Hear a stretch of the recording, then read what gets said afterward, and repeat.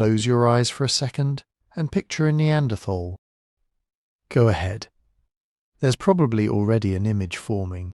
Hunched over, thick brow ridge jutting forward like a shelf, dragging a crude club through a cold grey world. Maybe grunting, maybe barely thinking, a brutish, shambling thing that existed for a while, and then got out of the way so we could arrive and build civilization. That image is everywhere. It's in textbooks, it's in museum dioramas, it's in the casual way people use the word Neanderthal as an insult when someone does something stupid. You've heard it, we've all said it, and here's the thing. That picture didn't come from nowhere. It has a history, and that history is almost as fascinating as the real story of who Neanderthals actually were. It goes back to 1908. A nearly complete Neanderthal skeleton was found in a cave in La Chapelle-aux-Saints, France. A French paleontologist named Marcelin Boule got the job of describing it. He looked at those bones and concluded that this creature walked stooped over, couldn't fully straighten its knees, had a forward thrust head, and a brain barely capable of forming complex thoughts. He published his findings. The scientific world accepted them. Artists painted the reconstructions. Museums built the models. And a stereotype was born that would take over a century to properly dismantle. The only problem, Boule got it badly wrong. The skeleton he was analysing had severe arthritis. He was studying a diseased individual and describing it as if the disease was the species. The stooped posture, the bent knees, all of it was pathology, not anatomy. By the time researchers caught the error, the damage was done. The image had already taken root in the popular imagination, and it never quite let go. So here's the question that drives everything we're going to explore tonight. What if the evidence, the actual physical evidence, the bones, the tools, the traces of fire and pigment and burial and DNA, what if all of it points to something genuinely different from what that old image told us? What if Neanderthals were something far more complex, far more recognizable, far more worth knowing about than a knuckle-dragging punchline? That's not a rhetorical question. It's the one researchers have been reckoning with seriously for the last few decades, as tool after tool has emerged to pry open stories that seemed permanently locked inside ancient stone and ancient bone. And the answers keep surprising people who thought they already understood this chapter of our past. The biggest revolution came from DNA.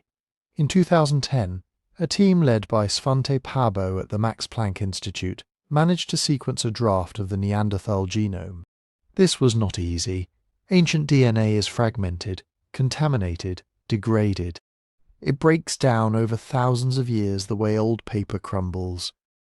Getting a usable sequence out of bones that had been sitting in the earth for tens of thousands of years required entirely new computational methods, new laboratory techniques, new ways of distinguishing ancient human DNA from the DNA of bacteria, fungi, and the countless modern humans who had handled the specimens along the way. When Pääbo's team finally cracked it, the results reshaped the entire field overnight, and he eventually won the Nobel Prize for it, which should tell you how significant this work was. But ancient DNA is only one piece of a much larger picture. Microarchaeology changed things too. This is the painstaking analysis of the tiniest traces left at ancient sites. Pollen grains preserved in sediment, microscopic plant residues on stone tools, fragments of charred bone smaller than a fingernail. These techniques let researchers ask questions that would have seemed impossible to answer even 30 years ago. What plants were people gathering? How were tools actually being used? What was burning in that fire? The details that emerge are extraordinary, and often deeply humanizing in ways nobody expected.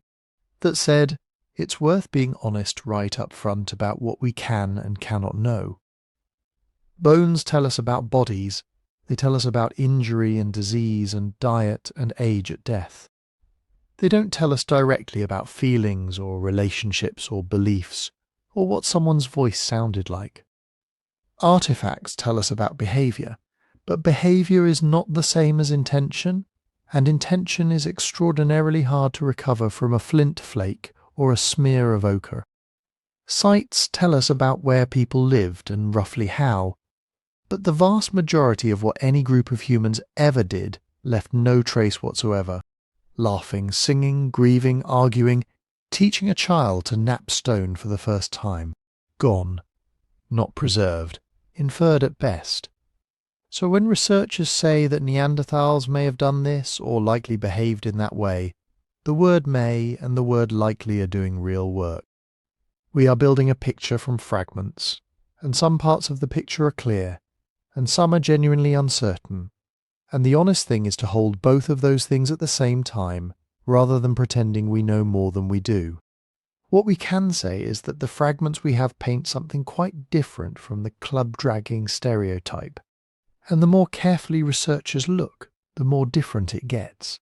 Over the next sections, we're going to walk through that evidence piece by piece. Where Neanderthals lived and when, what their bodies were actually built to do, how their minds worked, at least as far as we can tell, what they ate, how they hunted, how they made their tools, what their daily lives might have looked like, whether they cared for each other in ways we'd recognize, whether they made things that could be called art, whether they spoke, and ultimately, what happened when they met us, and why that meeting ended the way it did. But before we go any further into that, I want to do the thing that I genuinely love about these late-night listens. If you're hearing this right now, wherever you are, whatever time it is, drop a comment and tell me your city, your country, what time it is there. Berlin at midnight, Sydney at sunrise, somewhere quiet in the middle of the night with headphones on. I read every single one, and there is something I find genuinely moving about all those different places sharing the same story at the same moment. So tell me where you are now. Let's go back, way back. About 400,000 years ago. About 400,000 years ago. Something starts showing up in the European fossil record that doesn't quite fit any category that existed before. Bones that are clearly human, but not quite like anything that came before or after. Thick skulls with pronounced brow ridges, large faces with enormous nasal cavities, barrel-shaped chests, bodies that are recognizably ours in layout, but unmistakably different in proportion and detail. These are the first populations we can confidently begin calling proto-Neanderthals, and they're appearing in a landscape that would have been almost unrecognizable to us today. The world Neanderthals inherited was not a stable one.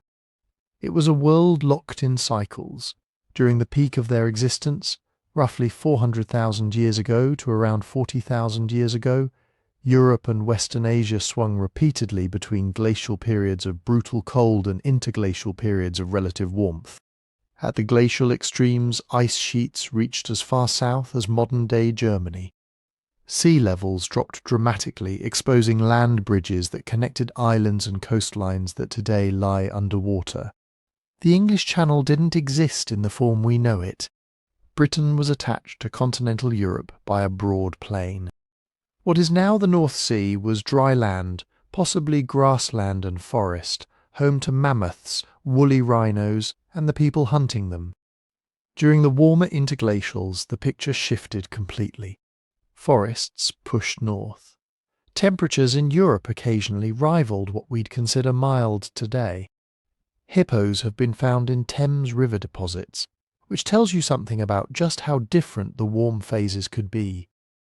Neanderthals navigated both extremes and everything in between.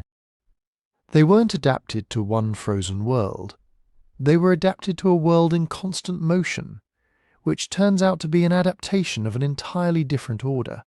Their range was vast. At their greatest extent, Neanderthals occupied territory stretching from the Atlantic coast of Portugal and Spain all the way east through the Middle East and into Central Asia, possibly as far as the Altai Mountains of Siberia, from the cold tundra margins of northern Europe down to the relatively warmer coasts of the Mediterranean.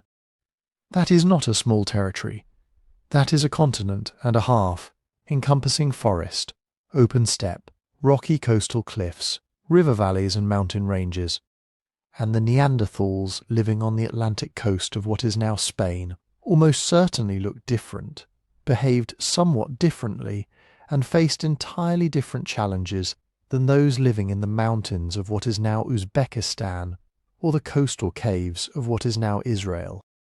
This is actually one of the most important things to establish early, because the old image implied a kind of sameness, one type of creature frozen in time doing the same thing everywhere. The evidence tells a different story entirely. Neanderthals varied. Regional populations show different physical proportions, different tool traditions, different patterns of resource use.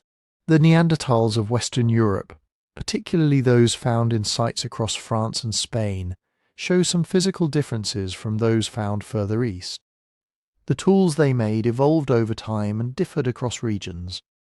This is what you'd expect from a species that had been successfully occupying a vast and ecologically varied range for hundreds of thousands of years, and it matters because it means any single Neanderthal fossil or site is a window into one population at one moment, not a portrait of the whole species. So, how do archaeologists actually find them? Two main lines of evidence. Fossils, obviously bones and teeth that preserve the physical record, but also what archaeologists call lithic industries. The characteristic stone tool traditions associated with Neanderthals, most notably the Mousterian, named after the French site of Le Moustier, where it was first identified and described. Mousterian tools have a recognizable style, prepared core techniques, careful flaking, tools shaped for specific purposes. When researchers find that technological signature in a sediment layer, even without a single bone, they have strong reason to suspect Neanderthal presence. These two lines of evidence together, bone and tool, have allowed researchers to map Neanderthal occupation across an enormous stretch of time and space in impressive detail. The broad timeline runs something like this. The earliest populations we can confidently identify as ancestral to Neanderthals appear around 400,000 years ago, possibly earlier. The classic Neanderthals, the ones whose anatomy is most fully developed and recognizable, flourish across Europe and Western Asia, from roughly 130,000 years ago through about 40,000 years ago. But they don't disappear uniformly across their entire range at once. Some of the last known Neanderthal populations seem to have held on in refugia, pockets of favourable habitat, particularly in southern Iberia, possibly as recently as 40,000 years ago or slightly after. The exact timing of their final disappearance is still being refined as new sites are dated and old dates are revised with better techniques. What those final populations experienced, what pressures they were navigating, what the world looked like as their numbers dwindled, that's a question we'll come back to. Because the end of the Neanderthal story is not simple and it is not clean. And the more honestly you look at it, the less it resembles the triumphant replacement narrative that dominated thinking for so long. But first we need to understand what kind of creature actually lived through those hundreds of thousands of years. Not the stooped, squinting thing from the old museum dioramas, the real thing. And to understand the real thing you have to start with the body, because the Neanderthal body was a piece of engineering that the Ice Age itself essentially designed. If you lined up a classic Neanderthal skeleton next to a modern human, the family resemblance would be obvious. Same basic blueprint. 2 arms, 2 legs, ribcage, pelvis, spine, skull. But the differences are not subtle. Neanderthals were not just shorter, hairier versions of us. They were built on a different physical strategy, one tuned to a climate that could kill you in hours if you got it wrong. Start with overall proportions. Neanderthals tend to be shorter than recent Homo sapiens, but that's not the main point. It's the ratio of limb length to body mass. Their arms, and especially their lower legs, are relatively short compared to their trunks. The torso itself is deep and broad, with that famous barrel-shaped chest. The pelvis is wide, the hips flared. Altogether, you get a compact, solid body, more like a powerlifter than a distance runner. This matches something biologists have known for over a century. In cold environments, mammals tend to evolve stockier bodies with lower surface area relative to volume. Less exposed surface means less heat lost to the air. It's why Arctic foxes are rounded and compact, while desert creatures look long-limbed and lanky. Neanderthal proportions follow the same pattern. They were, in a very literal thermodynamic sense, designed to hang on to precious body heat. But it wasn't just about being a walking heater. That stockiness changes how energy is used. A compact body with a lot of muscle mass burns through calories at a frightening rate, especially in cold weather where simply staying warm costs energy. Neanderthals seem to have lived close to the edge of their energy budgets most of the time. Their skeletons show massive muscle attachment sites on the shoulders, upper arms, thighs and hips. The ridges where tendons anchored are thick and pronounced. This is what you see in people who did heavy, repetitive physical work from childhood to death. When you look at those bones carefully, you don't just see strength, you see workload. Think of carrying butchered animal parts over long distances, dragging firewood, moving stone blocks, climbing, wrestling carcasses out of ravines, cutting and scraping hides for hours. Day after day, year after year. Their joints show patterns of wear that match this picture. Heavy use of the elbows and shoulders, repetitive stress on knees and ankles, spinal compression from lifting and carrying. This was not a sedentary species. The chest itself tells a similar story. Neanderthals had wider rib cages, and probably, though more indirectly inferred, larger lungs relative to their body size. In a frigid, oxygen-thin winter landscape, with constant exertion and high energy demand, bigger lungs are a serious advantage. They support higher oxygen intake, which supports higher sustained output of muscular work. That doesn't mean Neanderthals were sprint specialists or marathoners in any modern sense. It means they were tuned for powerful, repeated effort, hauling, climbing, stalking, and then closing in for very up-close encounters with large animals. Then there's the skull. This is where the old caricatures really took hold. Heavy brow ridges, receding forehead, long low brain case, a projecting midface, and that prominent nose. For a long time these features were read as crude, almost ape-like. You still see that in some outdated illustrations, sloping caveman heads that look halfway between a human and a cartoon gorilla. Look at the anatomy with modern eyes and it tells a different story.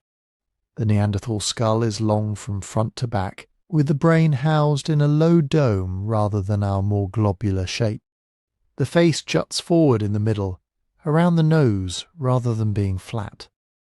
The nasal opening is huge by our standards, and the sinus cavities behind it are generous. One widely discussed idea is that these features relate to breathing cold, dry air. A large nasal cavity with a complex internal surface can warm and humidify incoming air before it hits the lungs. That's the same functional direction as the short, broad bodies. Hold heat in, manage cold more efficiently. Not everyone agrees on exactly how much these facial traits were driven by climate versus other factors like chewing forces, but the cold adaptation theme is hard to ignore. The combination of big nose, wide midface, and heavy bone structure looks less like a mistake and more like a specialized solution. All that bone thickness, the robust brow, the strong jaw, the sturdy skull vault, also protected a brain that was not smaller than ours, but slightly larger on average. The long, low shape doesn't mean less intelligence. It just means a different internal layout, which we'll come back to later. If you translate these anatomical details into movement, another misconception falls away: posture. Early reconstructions showed Neanderthals as permanently stooped, with bent knees and a hunched spine. That image came from one particularly damaged skeleton, found in the early 20th century belonging to an individual with severe arthritis. The arthritis was real, but it got generalized to the whole species. Modern reconstructions based on dozens of better preserved skeletons show something entirely different. Neanderthals stood upright. Their spines had the same basic S-shaped curve as ours. Their hips and knees locked out in full extension when they stood. They walked bipedally, heel to toe, just like we do. If one passed you in a thick coat and hat on a winter street, and you didn't see the face closely, you might not even notice anything odd about the posture. Where they differed was in how that body handled terrain and load. The combination of short, powerful legs and robust joints suggests they were extremely stable and strong over short and medium distances, especially in rough ground, broken rock, snow, ice, forest undergrowth. A Neanderthal carrying 40 kilos of meat over a snowy slope would have been in their element. A modern human built like a long-distance runner would struggle to keep up under that kind of load, but would probably outlast a Neanderthal in a long, unloaded jog over flat open ground. Two different solutions to the same problem of moving through space with limited energy. Growth and development add another layer. Neanderthal children, as far as we can tell from dental development and growth patterns in bones, seem to have grown fast in some respects. Their brains reached adult size slightly earlier than ours do. Their bodies also matured on a somewhat accelerated timeline, though not brutally so. They weren't popping out of childhood at age 7 to become tiny adults, but the trajectory from infant to physically capable juvenile to full-grown hunter may have been shifted a bit earlier than in Homo sapiens. Why would that matter? In a high mortality, high energy, cold environment, getting to physical competence quickly has obvious benefits. If every member of the group needs to contribute by hauling, gathering, helping with butchery, or at least not being a constant physical burden, then selection could favour slightly faster maturation. At the same time, evidence from tooth enamel and bone microstructure suggests they didn't burn out at 20 and drop dead. Some Neanderthals lived into their 40s, 50s, even older, often with healed injuries and significant wear. This hints at a life history that was intense, but not necessarily short by the standards of Pleistocene humans. Of course, a body like this was expensive to run. That stocky frame packed with muscle, the big brain, the constant need to fight off cold. These are energy-hungry systems. Neanderthals had to feed the furnace. Their daily caloric requirements likely exceeded those of a similar-sized modern human in the same conditions. That has implications for everything else they did. How often they hunted, what animals they targeted, how far they were willing to range, how they divided labour. When you put it all together, the compact build, the powerful limbs, the deep chest, the specialised face, the upright posture, the heavy muscle attachments, you don't get a dull brute. You get a cold-weather athlete, a body shaped by hundreds of thousands of years of glacial cycles. A body tuned for strength, stability and work, in a world where a misstep in a snowstorm could mean death. And that body carried a brain and a set of senses that were just as specialised. To really understand Neanderthals, we can't stop at the skeleton. We have to ask what it felt like to inhabit that body in that world, what they could see, smell, notice, remember, plan. That means turning from bones and chests and limbs to the thing encased inside the skull. When people hear that Neanderthals had bigger brains than we do, the first reaction is often to flip the old stereotype. If they weren't stupid, were they actually smarter? Did we wipe out the geniuses? The honest answer is, brain size on its own doesn't settle the question.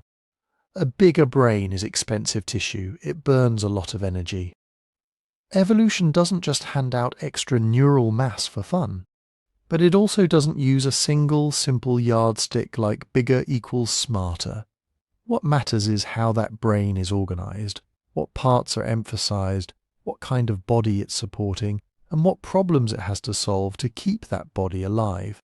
Neanderthal brains averaged slightly larger than those of recent Homo sapiens, especially when you correct for their stocky, muscular bodies. But they weren't just scaled-up versions of ours. The skull tells us the container was shaped differently, long and low, instead of rounded and globular. That implies a different pattern of brain volume, more stretched out from front to back, with subtle differences in how individual regions might have been proportioned. You'll sometimes see confident diagrams online showing Neanderthals investing more brain volume in vision and body control, and modern humans investing more in social cognition and symbolic thought. The reality is more cautious. We can infer some broad tendencies from the way their skulls grew, from the impressions the brain left on the inside of the bone, and from comparisons with living primates. But we cannot reconstruct a full wiring diagram from fossilized bone. Still, the pieces we do have are intriguing. One line of research looks at the back of the skull where the occipital lobes that handle vision sit. Neanderthal crania bulge differently there than ours do, and the bony housing around the visual cortex seems generous. Combine that with their overall body size, and the demands of seeing in low winter light, and one plausible reading is that Neanderthals devoted a bit more neural real estate to processing the visual world and controlling a powerful, cold-stressed body. If that's true, it doesn't mean they were less intelligent. It suggests a different allocation of brain resources. Think of two smartphones with the same processing power, but one is optimized for gaming graphics, and the other for running lots of background apps. Both are smart, but they shine in slightly different areas. The front of the skull tells a complementary story. Modern humans have that high, rounded forehead that's often associated with our enlarged frontal lobes, the regions involved in planning, decision-making, and aspects of social behavior. Neanderthals have a more sloping forehead and massive brow ridges, but that doesn't mean their frontal lobes were tiny or useless. The inner surface of Neanderthal skulls shows clear development of the same general brain regions we use, arranged in a slightly different package. What we don't see is any obvious missing piece. No absent lobe, no shrunken area that screams, "no language here," or "no planning here." The differences look more like emphasis and proportion than like a gulf between a thinking species and a non-thinking one. Where the skull becomes most interesting is when we combine it with everything we know about the world they lived in. Because anatomy doesn't evolve in a vacuum. If Neanderthal brains were wired a bit differently, that wiring was being constantly shaped and tested by the demands of Ice Age survival. Tracking migrating herds, memorizing landscapes, reading snow and wind and cloud, anticipating the behavior of dangerous animals and other human groups. Their senses reflect that same pattern of tuning. The huge nasal cavity we talked about earlier isn't just a heat exchanger. It also supports a large olfactory region, the area where smell receptors sit. The internal nasal anatomy of Neanderthals is complex, and while we can't put numbers on how well they smelled compared to us, everything points to a nose that mattered. In a landscape where visual range is often limited by snow, fog and forest, and where the difference between fresh meat and carrion could be a matter of life or death, a keen sense of smell would have been valuable. The inner ear gives us more clues. Tiny bones deep in the skull, called the semicircular canals, help maintain balance and coordinate head movement. Studies comparing Neanderthal ear anatomy to ours suggest they were extremely stable movers, well suited to rapid changes in direction and to navigating uneven terrain. That matches the picture from their legs and joints, bodies and brains working together to keep them sure-footed on ice, rock and steep slopes. Their hearing range, reconstructed from the shape of the ear canal and middle ear bones, appears broadly similar to that of modern humans. In some models, Neanderthals are actually optimized for the same band of frequencies where human speech carries most information. That doesn't prove they spoke like we do, but it does undercut the idea that they were acoustically primitive. Whatever sounds they used to communicate, their ears were tuned to pick up subtle differences. Vision is perhaps where their sensory story gets most speculative. If Neanderthals devoted more brain tissue to visual processing, what did that feel like? One suggestion is that they might have been exceptional at reading fine-grained spatial detail, tracking footprints in snow, spotting subtle movements in dusk light, parsing the texture of rock or wood at a glance. Another possibility is that their brains put more emphasis on integrating visual cues with body position and movement, producing a kind of whole-body awareness that would be invaluable in close-quarters hunting and climbing. We don't know how they experienced colour or whether their night vision was noticeably better or worse than ours. Those are fantasies we have to file under maybe but unprovable. What we can say is that their eyes, ears, nose and inner ear balance systems all point toward a creature exquisitely adapted to a difficult, dangerous landscape. Not a blundering brute, but a specialist. The deeper question, though, is how all of this translated into cognition. What could they think, plan and imagine? Here the bones alone aren't enough. We have to look at behaviour, at stone tools, fire use, hunting strategies, and the way they moved across the landscape. Every time you see evidence of long-distance transport of stone, you're looking at foresight. Someone remembered a good quarry, returned to it, collected material, and carried it, sometimes tens of kilometres, to where it would be useful. Every time you see a complex sequence of tool-making steps repeated at different sites, you're looking at learning and teaching, at memory robust enough to preserve traditions across generations. When Neanderthals built composite tools, stone points attached to wooden shafts with resins and bindings, that's abstract planning in action. You don't get there by accident. You have to imagine the finished object, gather materials at different times and places, process them, and sequence tasks. The same is true for managing fire in cold climates. Staying warm through a long glacial winter means more than striking a spark. It means controlling fuel, sheltering hearths from wind and snow, and probably sharing information about good firewood sources and safe places to camp. Flexibility is another key. Neanderthal sites show shifts in diet and tool use from one region to another, and across changing climates. Some groups focused heavily on large game, others supplemented with shellfish, plants or small animals. When the environment changed, they changed with it. That kind of adaptability rests on a mental world that can update models, compare options, and abandon strategies that no longer work. What we still don't know is how their inner lives felt from the inside. Did they categorize the world the way we do? Were their memories more vivid for space and movement, or for faces and stories? Did they dream differently under those long Ice Age nights? On the tangible side, they seem to share with us a capacity for planning, learning, cooperation, and innovation, core cognitive abilities that define being human. On the speculative side, they may have organized those abilities around slightly different sensory priorities and bodily demands, producing a mind familiar in outline but alien in detail. Standing at this point in the story, the crude cartoon of the Neanderthal caveman is already gone. In its place is a creature with a large, costly brain, sharp, tuned senses, and a record of behavior that speaks to flexible intelligence rather than mindless strength. To see that intelligence more clearly, we have to watch what they did with their hands, how they shaped stone, controlled fire, and turned raw materials into the tools that made Ice Age life possible. If you pick up a typical Neanderthal stone tool in a museum case, it doesn't look like much.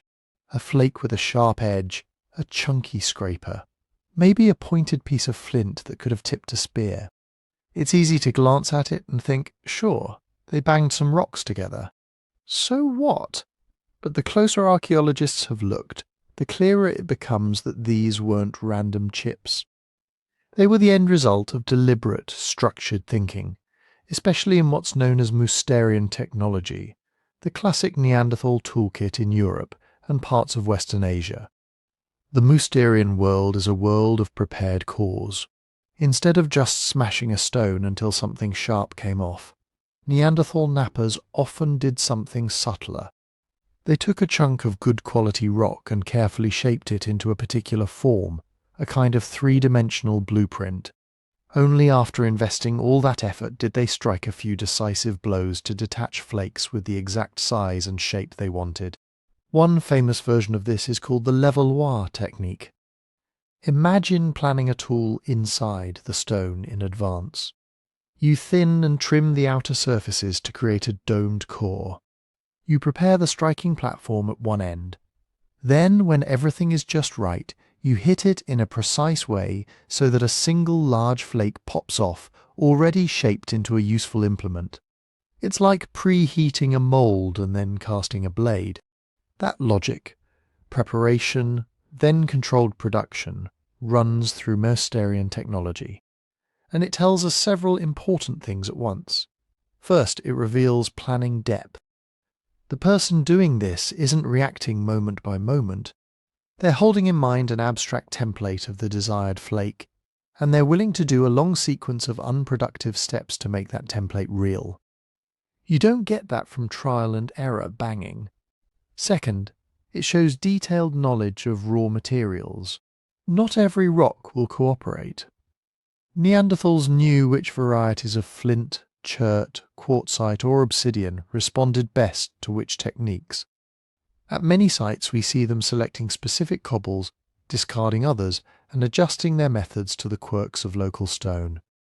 Sometimes they transported preferred stone over tens of kilometres, carrying future tool potential in their hands or on their backs. Third, the repeated patterns across time and space point directly to teaching.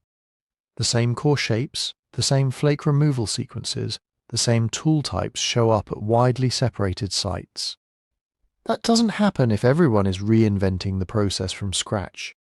It happens when elders show learners how to hold the core, where to strike, how to read the fracture lines. It happens when a community agrees more or less on what a good scraper or point should look like. And these tools rarely existed in isolation. Many of them were meant to be part of composite devices.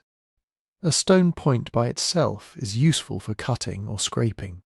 But if you attach it to a wooden shaft, you get a spear. Add bindings and adhesive, and you get a much more reliable weapon, one that can survive impact and be repaired. Evidence from Neanderthal sites shows the full chain of this kind of thinking. There are stone points with microscopic wear patterns and damage consistent with being used on the end of spears. There are traces of plant resins like birch bark tar that appear to have been used as glues. There are indications of twisted sinew or plant fibres that likely served as bindings. Making birch tar isn't simple. You can't just smear some tree sap on and call it a day. To turn birch bark into a sticky, durable adhesive, you have to heat it in a low-oxygen environment, essentially distilling tar out of bark. Experimental archaeologists have shown that this can be done in simple pits or containers, but it still requires you to understand that bark plus controlled heat, plus limited air, over time, yields something new and useful. In other words, Neanderthals were not just pounding rocks and tying them on with random goop. They were orchestrating multi-step production sequences. Imagine the chain. First, someone selects a piece of straight-grained wood for a shaft and shapes it by scraping and shaving. Someone else collects the right stone, prepares a core, detaches a suitable point, and sharpens it. At another time or place, birch bark is stripped from trees, placed in a pit or container, and heated to produce tar. Tendons from a recent kill are dried and twisted into ligaments or cord. Finally, all the pieces come together. The point is seated on the shaft, glued, bound, maybe even reheated to set the adhesive. That's a lot of steps to keep track of. It assumes you can coordinate activities across hours or days. Remember where materials are stored, and teach others how to repeat the process. It's a social technology as much as it is a mechanical one. Fire sits at the centre of many of these activities. For Neanderthals in glacial Europe, fire wasn't a luxury. It was a constant companion: warmth, light, protection, cooking, glue making, and possibly even a tool for modifying stone. At many Neanderthal sites, archaeologists have found clear hearth features, circles or patches of ash and charcoal, sometimes with reddened, fire-altered sediment beneath. Around these hearths there are patterns of discarded bones and tools, suggesting repeated use of the same spots for cooking and working. Different layers in the same cave can show multiple hearths stacked through time, evidence of return visits over generations. Some researchers argue that Neanderthals went beyond just using fire and began to manipulate it in more sophisticated ways. There are hints that they may have heat-treated stone, gently baking raw material to improve its flaking properties, a technique known from later modern humans. The evidence here is debated. Discoloration and fracture patterns on some artifacts are consistent with controlled heating, but in an environment full of campfires, it's hard to rule out accidental burning. Still, the very fact that this question is on the table tells you something about the complexity of their pyrotechnology. Fire management, even at a basic level, demands attention and memory. Someone has to gather fuel, knowing which woods burn hot, which smoulder, which spark excessively. In open or windy landscapes, hearths have to be placed, and sometimes sheltered so they won't blow out or set the surroundings alight. Coals might be banked under ash overnight, then coaxed back to flame the next morning, saving the effort of starting fresh. There is ongoing debate about how often Neanderthals could reliably kindle fire versus relying on preserving embers, but either way, their lives were knit together by the need to keep flames going and to share them. What emerges from all this is a picture of craftsmanship rather than one-off invention. Neanderthals weren't constantly making brand new tools and throwing them away.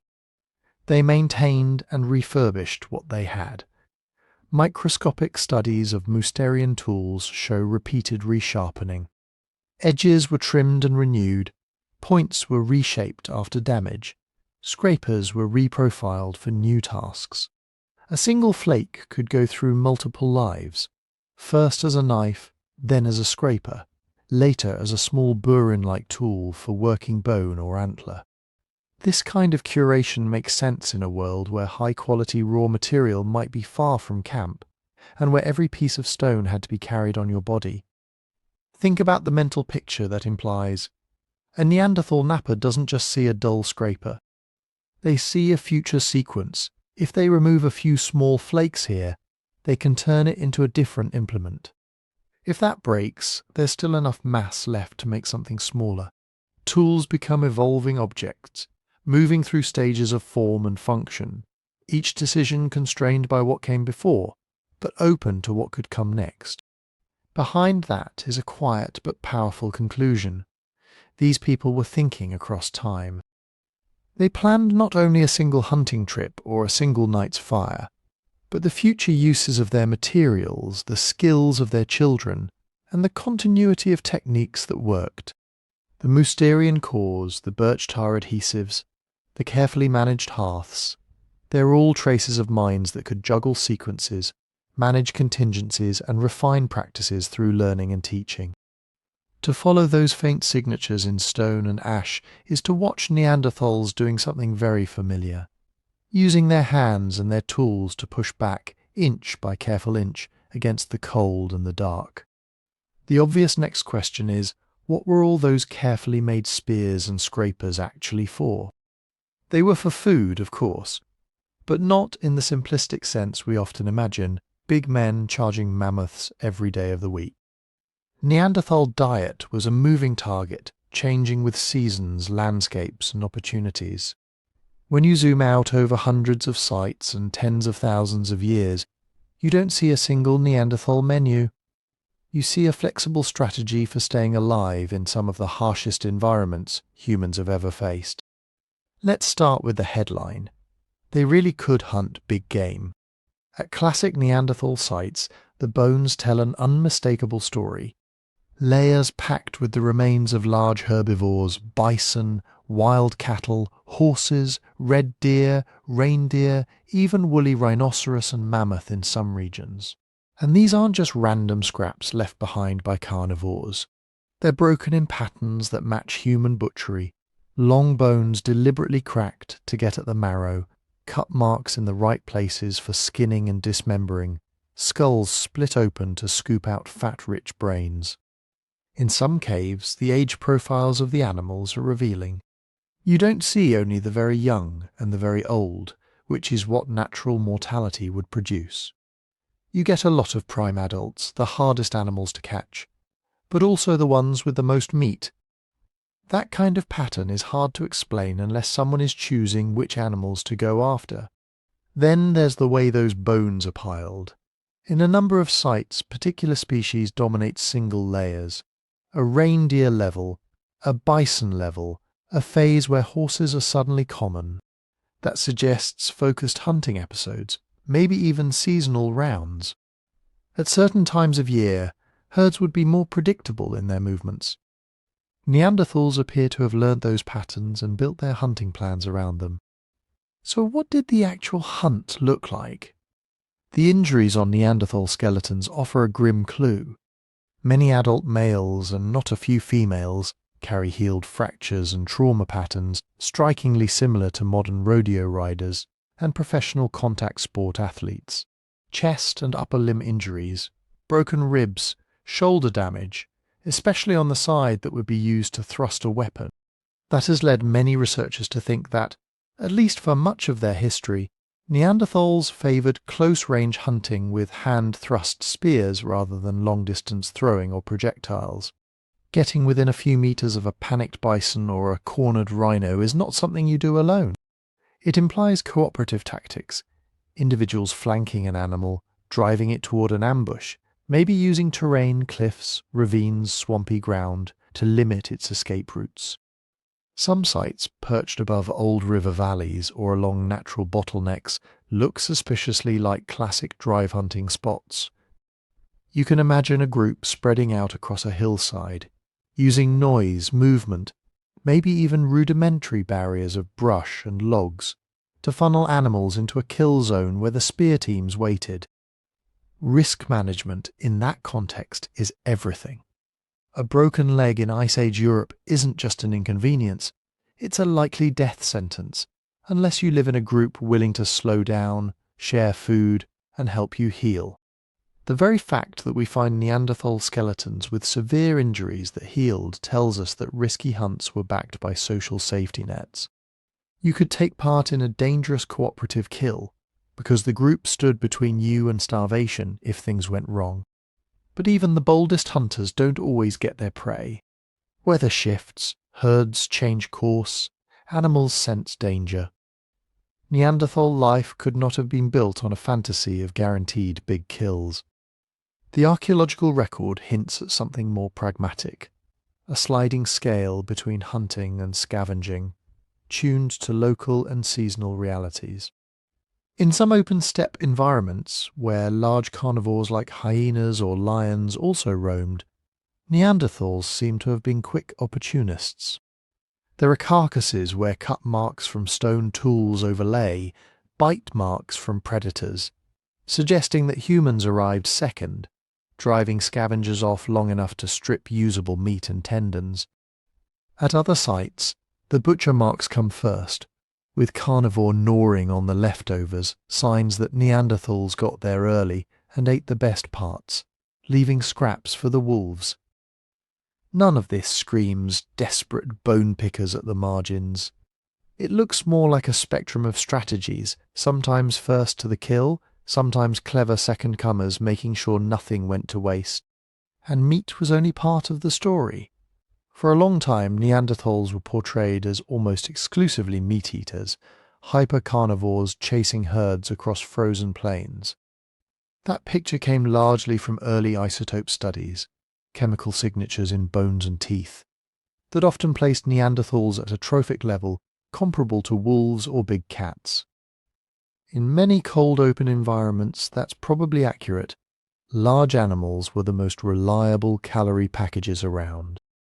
But as more sites were studied and more methods developed, the picture softened and diversified. Dental calculus, hardened plaque on Neanderthal teeth, has turned out to be a tiny stubborn archive of meals long past. Under a microscope, those crusty deposits yield plant microfossils, starch grains, phytoliths, fragments of plant tissue. At various sites, researchers have found traces of wild grasses, legumes, nuts, and starchy underground storage organs, tubers, roots, rhizomes. In at least some cases, the starch grains show damage consistent with cooking, gelatinization, and other heat effects.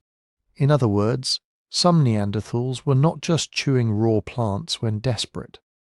They were collecting specific plant foods and processing them with fire. Pollen and macroplant remains from hearths support the same general idea. In more forested regions, there's evidence of nut consumption, hazelnuts, acorns when available, alongside animal bones. At a few sites, charred plant remains include seeds and bits of edible wild fruits. Not a vegetarian buffet, but clearly a willingness to broaden the menu when the landscape allowed. Then there were the waters. In coastal areas and near lakes and rivers, Neanderthals tapped into aquatic resources. Some Iberian and Mediterranean sites have shells with cut marks and burning fish bones associated with hearths, and accumulations of limpets, mussels, and other shellfish that look very much like human middens. Farther north in interior Europe, there are hints of freshwater fish and waterfowl exploitation, bones of trout, salmon, ducks, sometimes with human modification. These aren't just incidental finds. Integrating shellfish, fish, and water birds into the diet reveals a mental flexibility, a recognition that protein and fat don't only walk on four legs. It suggests foraging strategies that understood shoreline rhythms, tides, spawning runs, migration seasons. In glacial climates, where terrestrial prey might be scarce at particular times, a frozen river with fish trapped in shallow pools or a winter shoreline with overwintering shellfish could be a life-saving backup plan. All of this dietary diversity left marks on their bodies. The same tooth calculus that preserves plant microfossils also tells us about wear patterns. Many Neanderthal teeth are heavily worn with flattened crowns and exposed dentin by middle adulthood. Some of that is from using teeth as tools, gripping hides, softening fibers, holding objects while the hands did something else.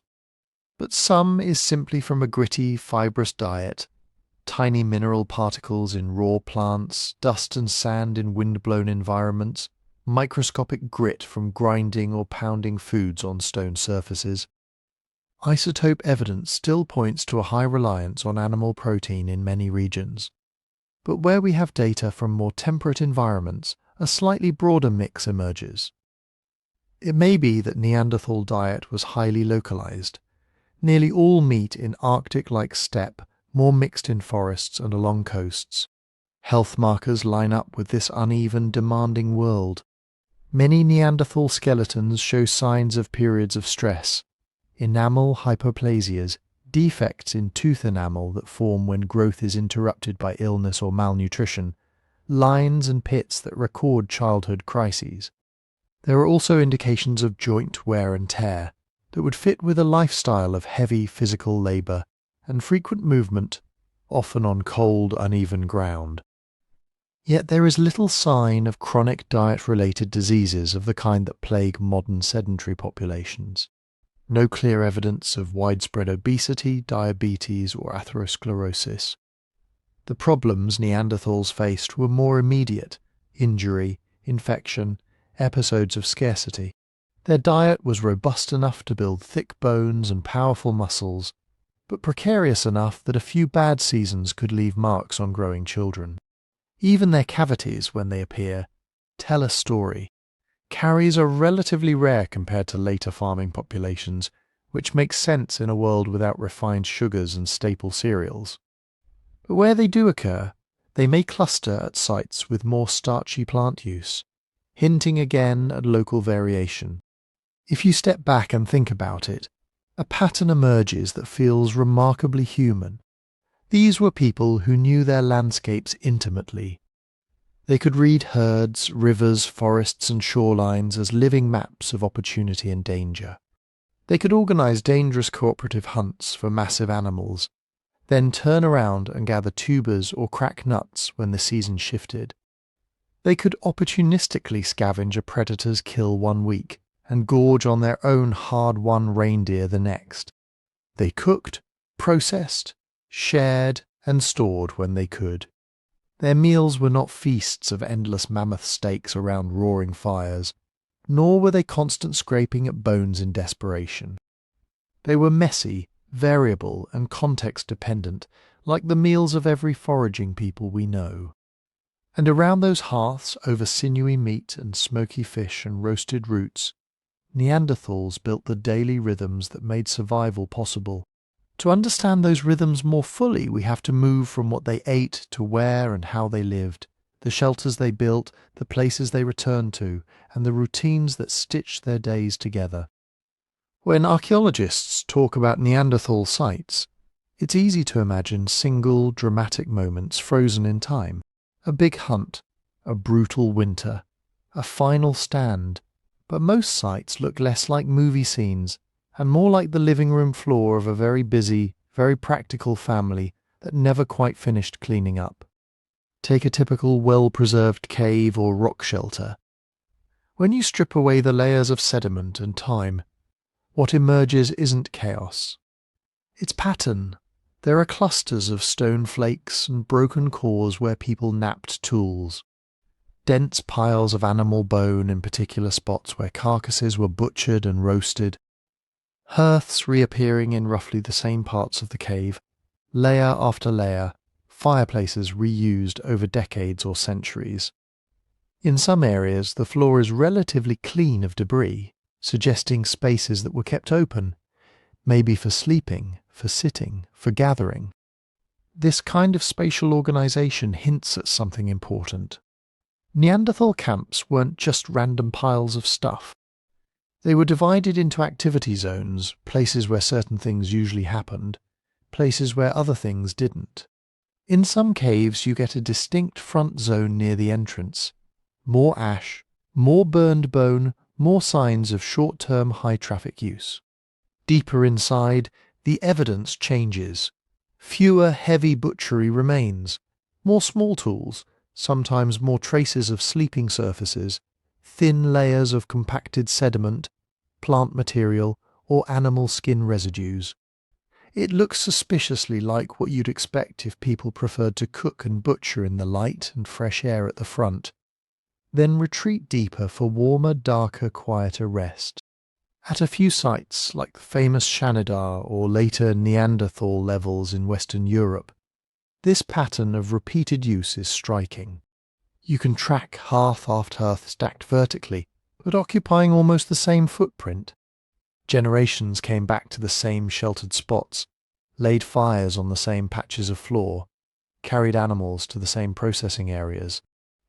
These places weren't one-off shelters, they were home bases, local anchors in a wider, mobile life. Caves and rock shelters get the most attention because they preserve so well. Stone overhangs protect hearths from rain, shield bones from scavengers, and trap sediments in gentle layers. But Neanderthals weren't cave-locked troglodytes who refused to step into the open, in regions with few good caves, or at times of year when herds moved away from cliff country. They used open-air camps. Those are harder to see, but not invisible. On old river terraces, wind-sheltered slopes, or near good water sources, archaeologists find spreads of stone tools, butchered bone, and hearth features with no cave in sight. Sometimes, stone artifacts are arranged in arcs or low rings or bones, seem piled in a way that might have helped block wind.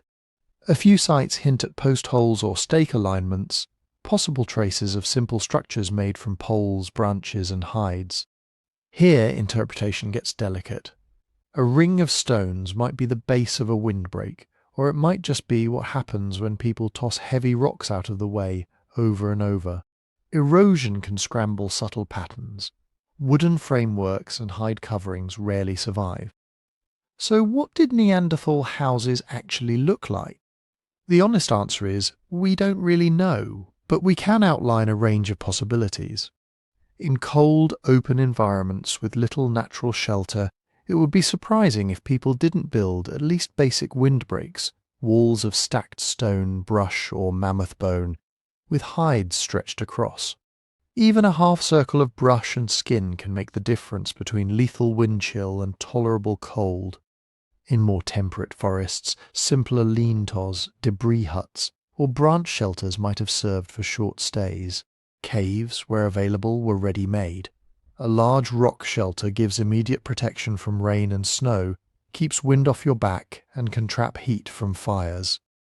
Many well-known Neanderthal sites are exactly these kinds of places, a combination of luck, of geography, and luck of preservation. Whether stone, cave, or brush, the key feature isn't architectural grandeur, it's repeated use.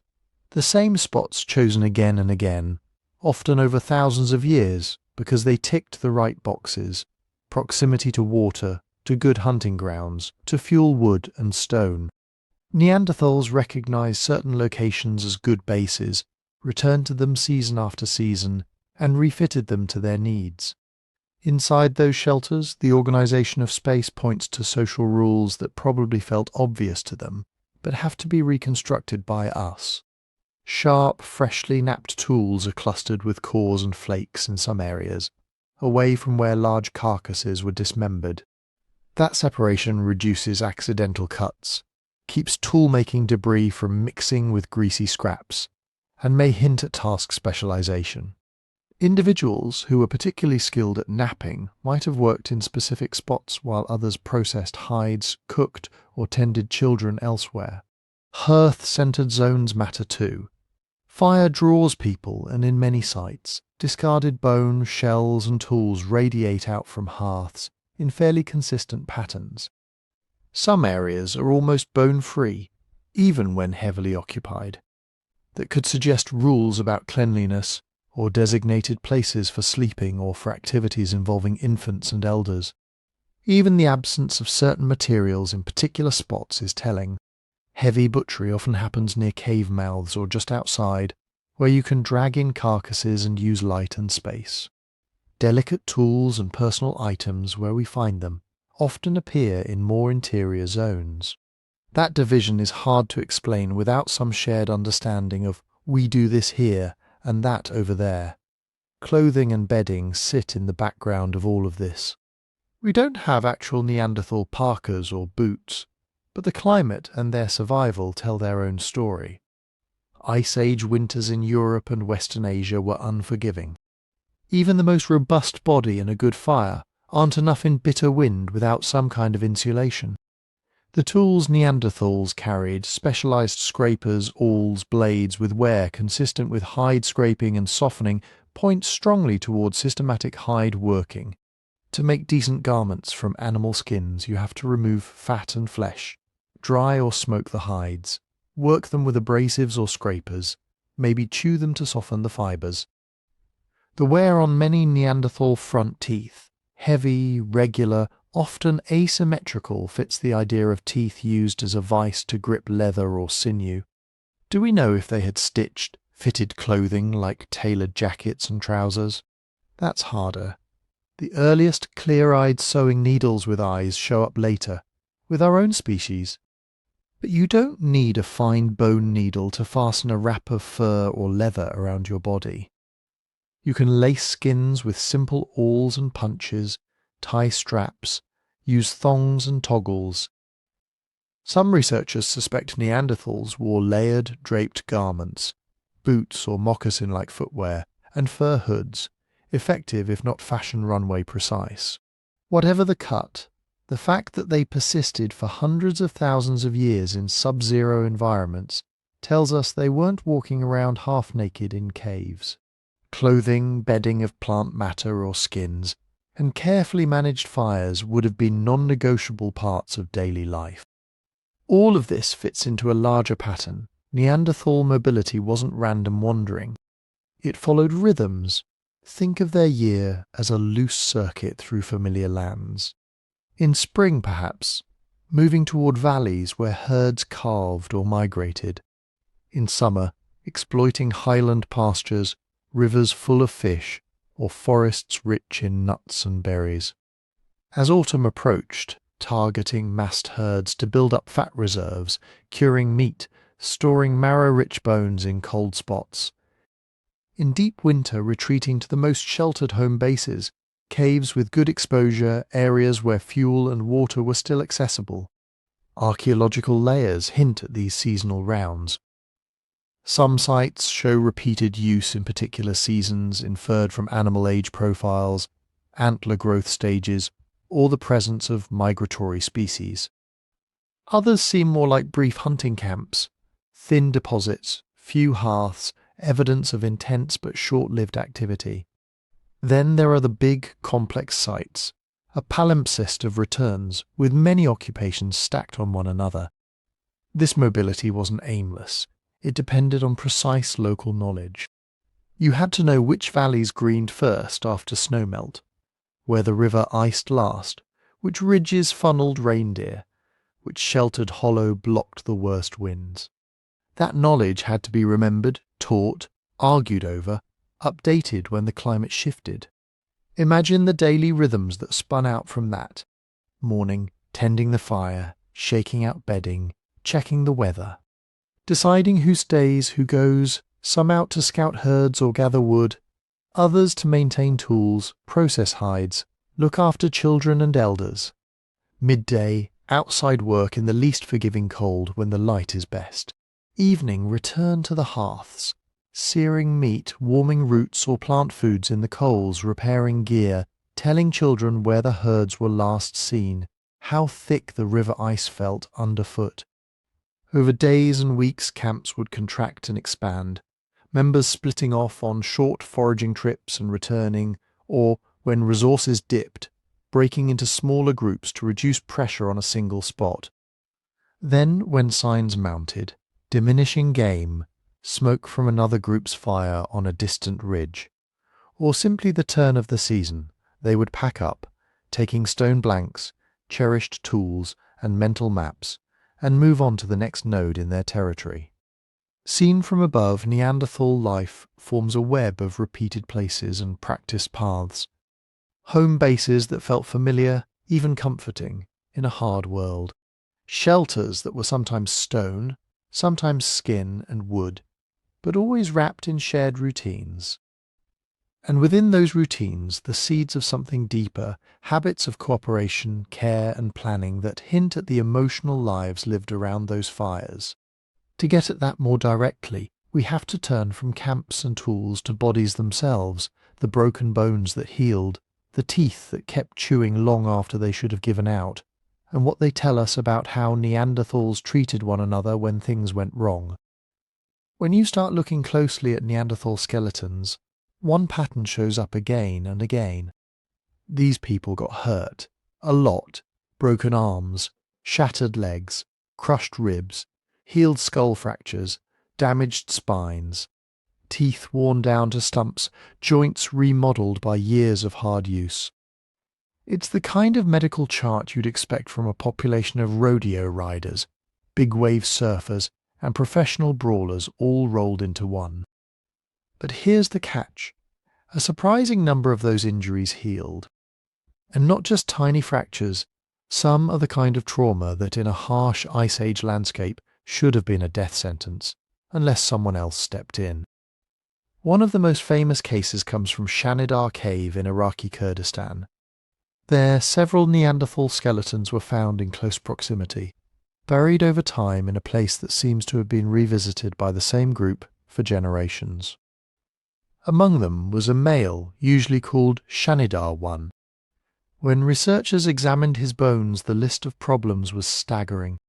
He had a crushing injury to the left side of his face. The eye socket is damaged. The bones of the skull show signs of a serious blow, probably suffered in early life. His right arm and hand were withered and partially missing, likely from an old injury or a severe congenital defect. The bones of his feet and legs show arthritis and deformities. One ear appears to have been damaged to the point that he was probably deaf on that side. In modern terms, Shanidar one was severely disabled. He could walk, but probably with difficulty. He likely had limited use or no use of one arm. His hearing was compromised. In a world of close-range hunting and treacherous terrain, those aren't minor inconveniences. Yet his injuries had healed long before he died. The broken facial bones remodelled. The arm bones show long-term changes, not fresh trauma. The arthritis is the kind that builds up over years.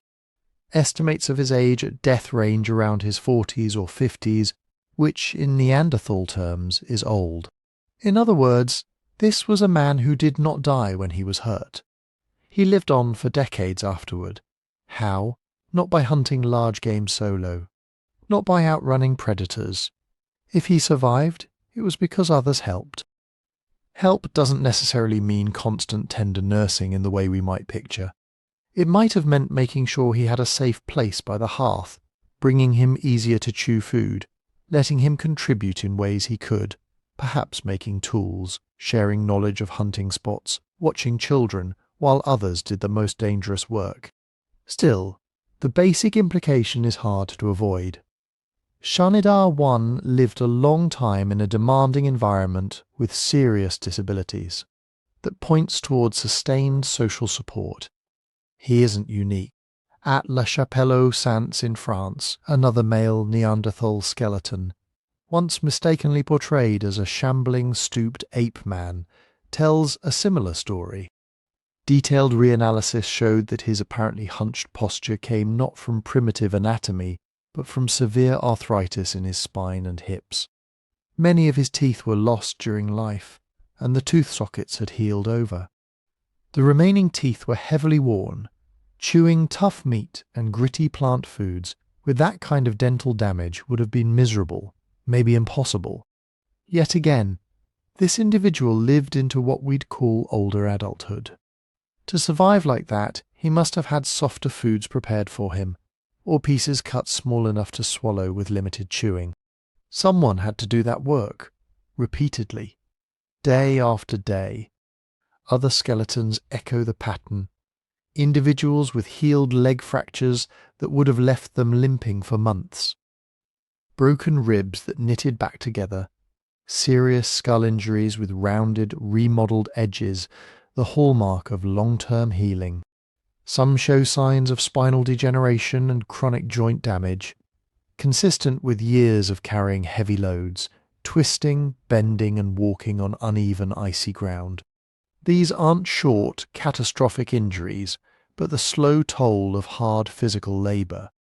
From a distance, the message is simple. Neanderthal life was dangerous. Hunting large animals at close range with thrusting spears exposes you to kicks, charges and falls. Moving across rocky slopes in snow and ice leads to sprains and fractures. A slip near a cliff, a tussle with a wounded bison, a falling tree in a winter storm, any of these could break bones. Add in cold stress, infections and the strain of pregnancy and childbirth, and you have a recipe for frequent injury and chronic illness. From the bones alone we can't see every wound. Soft tissue damage, frostbite, internal injuries most vanish without a trace. What we do see is the fraction that leaves permanent marks on hard tissue. Even that fraction looks high. And yet, time and again, those damaged bones show the quiet signatures of survival. Fracture lines blurred and smoothed, new bone laid down around breaks, edges rounded where once they were sharp. These are the traces of a body that had enough rest, enough warmth, enough food to spend energy on repair, and of a surrounding community that allowed that repair to happen. Because healing is not automatic. A broken leg in a solitary animal means weeks of being unable to move properly, find food or escape predators. Many large mammals with major limb fractures don't make it. A broken leg in a small, tight-knit group of hominins can mean something else. Others can bring water. Others can share meat. Others can defend the vulnerable member from predators or rivals. Others can adjust the group's movements to accommodate a slower walker. None of this requires a modern sense of compassion as we define it. Cooperation can emerge from simple self-interest, helping an experienced hunter through a long recovery, because he'll be valuable again later, or caring for kin because their survival boosts your own genetic success. But when care continues long after economic usefulness declines, when a toothless elder is still fed, when a person with a paralyzed limb lives for many winters, it becomes harder to draw a sharp line between practical support and something deeper. We have to be careful here. It's tempting to leap from healed injuries to elaborate emotional scenes. Devoted families, tender bedside vigils, noble acts of sacrifice. The truth is more modest and more mysterious. Bones cannot tell us how people felt. They can't show grief, affection, resentment, obligation, or love. They only show that something happened, someone was hurt badly, and they did not die right away. They lived long enough for new bone to knit, where old bone had broken. That's the physical fact. But in a world with no hospitals, no antibiotics, no crutches beyond what you make yourself, those physical facts hint strongly at social realities. Food had to be shared, fire had to be kept, dangerous tasks had to be taken over by others, while an injured person was out of action. Time and energy had to be invested in someone who could not fully pull their weight. Teeth add another angle. In many Neanderthal jaws, the front teeth are profoundly worn. Not just from eating, but likely from using the teeth as tools, gripping hides, clamping fibers, holding objects while the hands worked. Some show chipping patterns consistent with repeated, forceful use. In very worn older individuals, the molars can be so flat and polished that chewing anything tough would be painful. Yet these people didn't starve the moment their teeth failed. Again, someone must have altered food, pounding, boiling, roasting, slicing to make it manageable. And then there's trauma we infer not from breaks, but from patterns of damage. Studies comparing Neanderthal fractures to those of modern humans have noted a resemblance to certain high-risk occupations. A lot of injuries cluster in upper bodies, ribs, arms, heads, similar to today's rodeo riders or professional contact athletes. That's consistent with close-quarters encounters with large animals, being knocked over, trampled, or crushed against hard ground. If your hunting style involves getting within a few meters of an angry, horned, half-ton herbivore, your group is going to accumulate a lot of scars. To pass all this, paleoanthropologists lean heavily on the language of bones and teeth. A fresh break has sharp edges.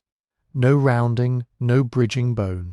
A healed fracture, by contrast, shows a callus, a mass of new bone clamping the two sides together. Over time, that callus remodels, getting smoother and stronger. Microscopic analysis can even estimate how long a bone had been healing at the time of death. Arthritis leaves telltale traces too, lipping and pitting at the edges of joints, polished surfaces where bone rubbed on bone after cartilage wore away. Repeated mechanical stresses leave their own signatures in the form of enthesopathies, changes at the sites where muscles and tendons attach, thickened and roughened by years of heavy use.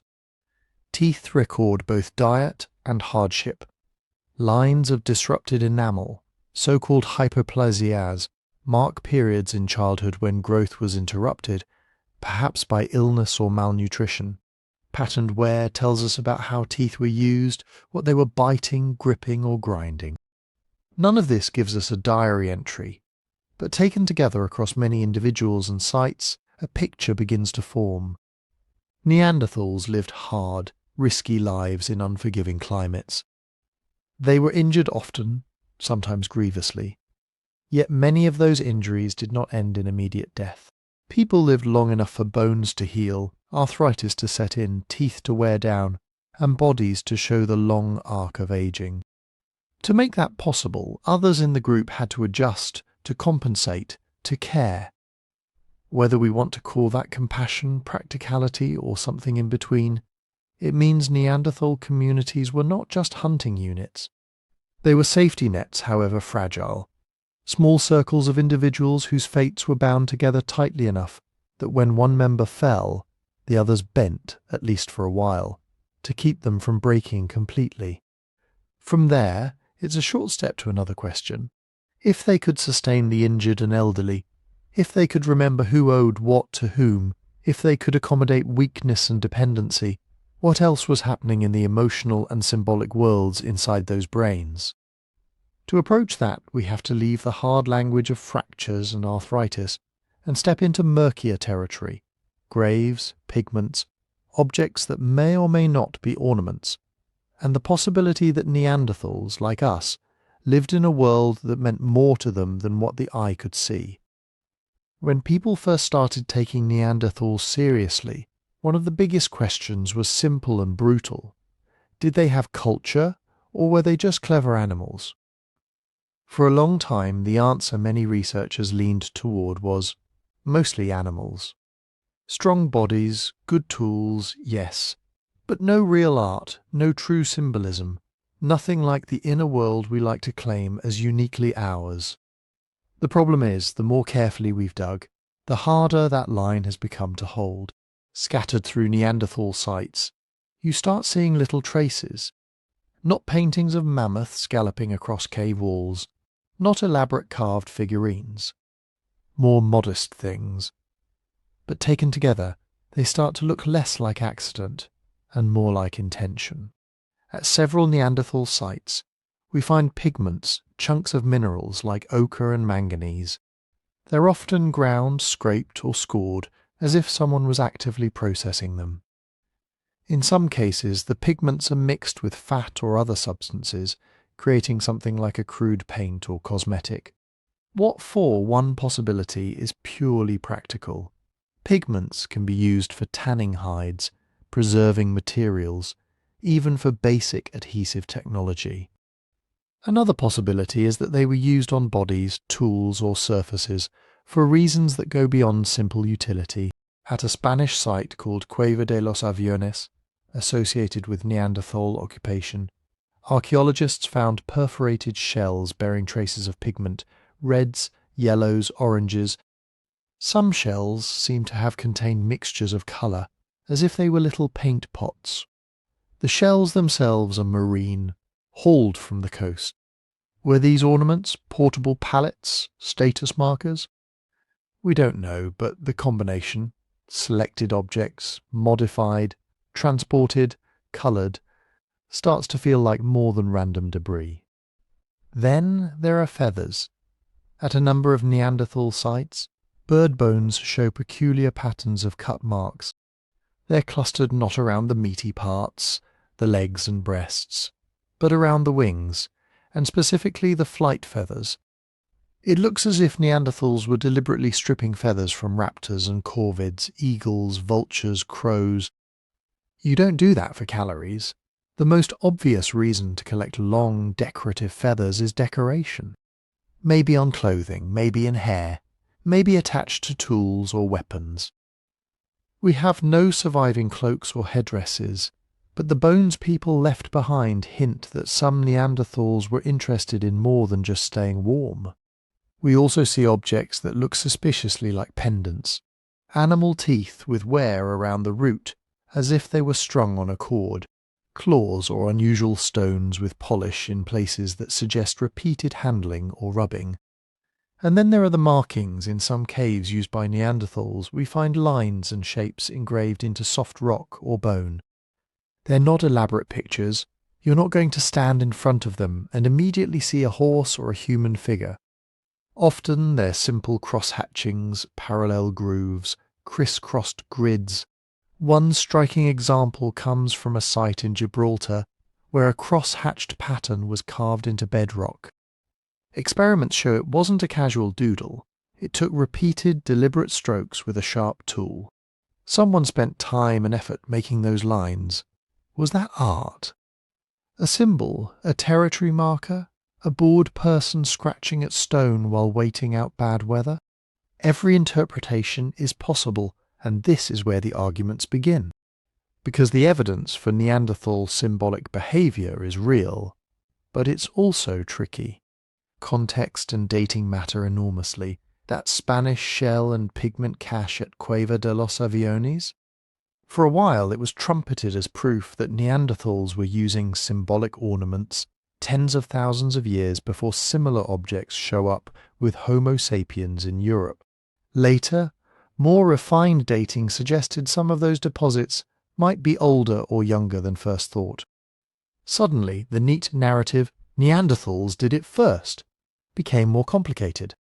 Some cave markings attributed to Neanderthals have been dated using uranium-thorium methods on the thin crusts that formed over them. Early results suggested some engravings and red stains were more than 60,000 years old before modern humans are known to have reached that region, implying Neanderthals made them. But those methods have margins of error.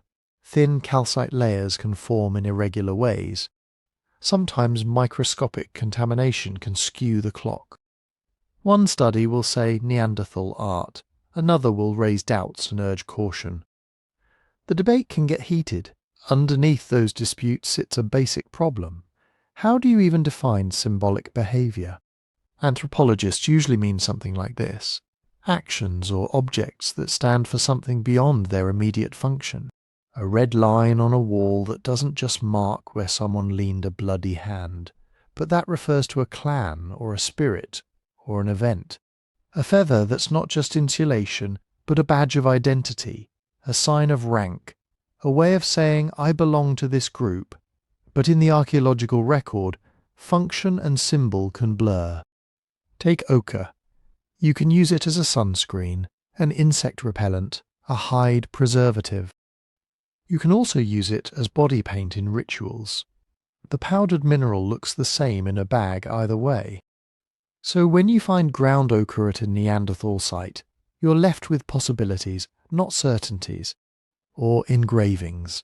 A set of repeated lines might be a way to count, a way to claim, a way to pass idle time, a way to communicate with something unseen. Any of those could involve symbolism in a broad sense. Only some rise to the level of the full-blown symbolic systems humans wield today: language, art, religious iconography. Comparisons with early Homo sapiens are tempting, but they can mislead if we're not careful.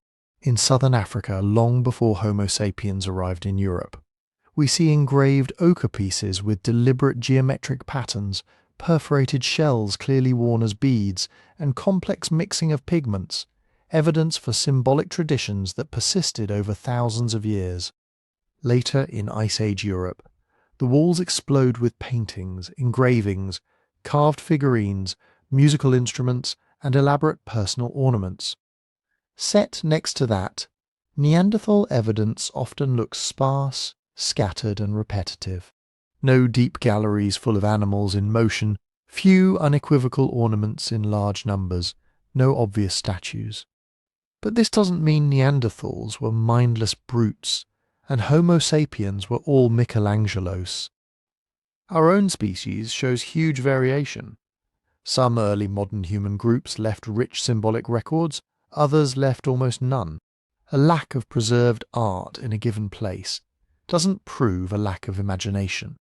It might reflect different materials, wood, bark, skin, fibre, that simply vanished. It might reflect different ideas about what's worth marking or keeping. Similarly, Neanderthals were not a single uniform culture stretching unchanged from Spain to Siberia for hundreds of thousands of years. Different groups in different landscapes at different times may have had very different relationships to symbolism. A Neanderthal band on a bleak steppe, scraping by in a brutal winter, might not invest much in ornaments. A group in a resource-rich valley with relatively stable conditions might have time and energy for more decorative, ritual, or symbolic practices. We see hints of this kind of regional variation in the archaeological record, but the sample is thin. So where does that leave us? Some researchers argue that Neanderthals were fully symbolic beings whose fragile art simply didn't preserve, or whose traditions were different enough from ours that we don't recognize them easily. Others think Neanderthals were somewhere in between, capable of symbolic thought, occasionally expressing it in pigments, feathers and engravings, but without the dense, cumulative, runaway symbolic cultures that later defined Homo sapiens. The safest position is a modest one. Neanderthals clearly engaged with their world in ways that went beyond brute survival. They cared for the injured, buried some of their dead, collected unusual objects, used pigments, manipulated feathers, altered their environment with deliberate marks. They lived in social worlds, structured by memory and expectation. Who belonged? Who owed? Who was mourned? Those are fertile grounds for symbolism. But how thick was the web of meaning woven around their objects and actions? Did a string of shells mean I am part of this clan, I have passed this initiation, I honour this ancestor, or just this looks nice and I like the sound it makes when I move? Did a cross-hatched engraving stand for an animal, a story, a sacred place, or nothing at all beyond the satisfaction of making lines on stone? We don't know. We may never know. What we can say is that Neanderthals lived at the edge of that mysterious border where practical action shades into symbol, where a feather becomes more than insulation, a pigment more than protection, a mark more than a scratch. To understand how far they crossed that border, we have to turn to another fragile thing that doesn't fossilize: language. Language leaves no fossils. It vanishes the moment the speaker falls silent. But bones, in their quiet way, can still whisper a few things. When scientists first started asking if Neanderthals could talk, they went looking for hardware, the physical machinery of speech. One small, delicate piece became unexpectedly famous: the hyoid bone. You have one too. It's a little horseshoe-shaped bone in your throat, floating between your jaw and your larynx. It anchors muscles that help with swallowing, tongue movement, and the fine control of the voice box. In many mammals, the hyoid has a different shape, reflecting a different arrangement of the vocal tract. In a Neanderthal skeleton from Israel, researchers found a hyoid that looked uncannily like our own. Same basic shape, same relative position. When they modelled how it would work with surrounding muscles, it seemed capable of supporting a human-like range of sounds. Some people took this as proof. Neanderthals had human speech. But the hyoid is only one part of a very complex system. Vocal cords, tongue, lips, soft palate, the shape of the mouth, and nasal cavities, all of these matter, and most of those don't fossilize. So attention turned to the vocal tract itself, the length of the neck, the angle of the skull base, the position of the larynx. For years, there was a popular idea that Neanderthals had a high larynx, more like a chimpanzee, limiting their ability to produce the full range of vowels that human languages use. Later work challenged that. As more fossils were found and analysed, the picture shifted. Reconstructions of Neanderthal skulls and airways suggested they probably had a vocal tract different from ours in some details, but not obviously crippled for speech. They might not have produced exactly the same vowel space we do. Their voices may have sounded a little different, perhaps deeper, perhaps with slightly altered resonance. But nothing in the anatomy screams incapable of sophisticated sounds. Then there's the ear. It turns out that hearing can tell us something about speaking. If a species is under selection to communicate vocally, its hearing tends to be tuned to the frequencies that matter most for those calls. In modern humans, the middle ear bones and surrounding structures are especially sensitive in the range where speech sounds carry a lot of information, around a few kilohertz, where consonants in particular live. When researchers reconstructed the ears of Neanderthals, they found something interesting. Their hearing range overlapped heavily with ours, and they too had a sweet spot right where human speech is most informative. In that respect, they look much more like us than like earlier hominins. That doesn't prove they had language. but it does tell us that their sensory systems were well tuned to pick up rapid, detailed acoustic signals. Evolution rarely builds that kind of precision just for fun. From bones we move to genes. You sometimes hear about a language gene called FOXP2. That's an oversimplification, but it's a real piece of the story. In modern humans, mutations in FOXP2 can cause severe speech and language disorders, trouble with grammar, with fine control of mouth and tongue, with fluent articulation. When scientists compared our FOXP2 sequence to that of chimpanzees, they found a couple of key differences that seem to have been favoured by natural selection. Then came the twist. Neanderthals had the same derived version of FOXP2 that we do. This doesn't mean FOXP2 gave them language.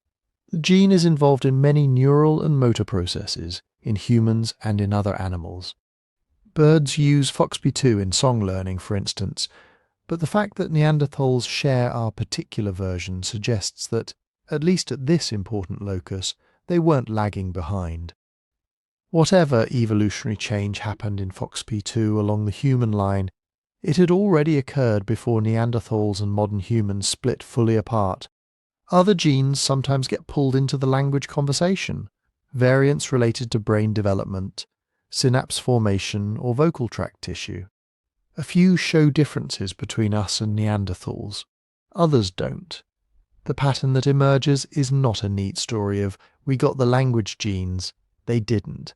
Instead, it looks like a shared core of capacities, tweaked in different ways over time, layered onto already complex brains. So, if the hardware and some of the software look promising, where does that leave us? Here we circle back to behaviour. Language, in the full human sense, is deeply entangled with social life and technology. You don't need grammar to shout a warning or beg for food. But you do need something more structured to teach a complex tool recipe, negotiate a marriage alliance, or tell a story about your grandmother's grandmother. When we look at Neanderthals, we see standardized stone tools that require multi-step sequences to make, hafted weapons, combining stone, wood, binding and adhesives, hunting strategies that involve planning, coordination and role division, care for injured individuals over months or years, burials that imply shared understandings about death, use of pigments, collection of rare objects, possible ornaments. None of these on their own prove language, but together they sketch a social world in which very simple vocalizations would quickly hit a ceiling.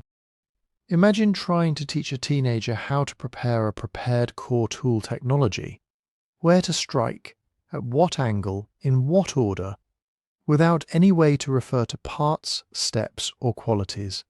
No words for too thin, turn it, again, later. Imagine organising a cooperative hunt for large, dangerous animals without the ability to specify who does what, when and where. Could it be done, maybe with gestures, imitation, and a handful of vocal calls? Could it be done as efficiently as Neanderthals seem to have done it? Over tens of thousands of years, with regional traditions and subtle local variations. At some point, richer communication starts to look like the simpler explanation. Still, there's a crucial distinction to keep clear. Having the anatomical capacity for speech is one thing. Having some form of structured vocal system, different sounds with different meanings, is another.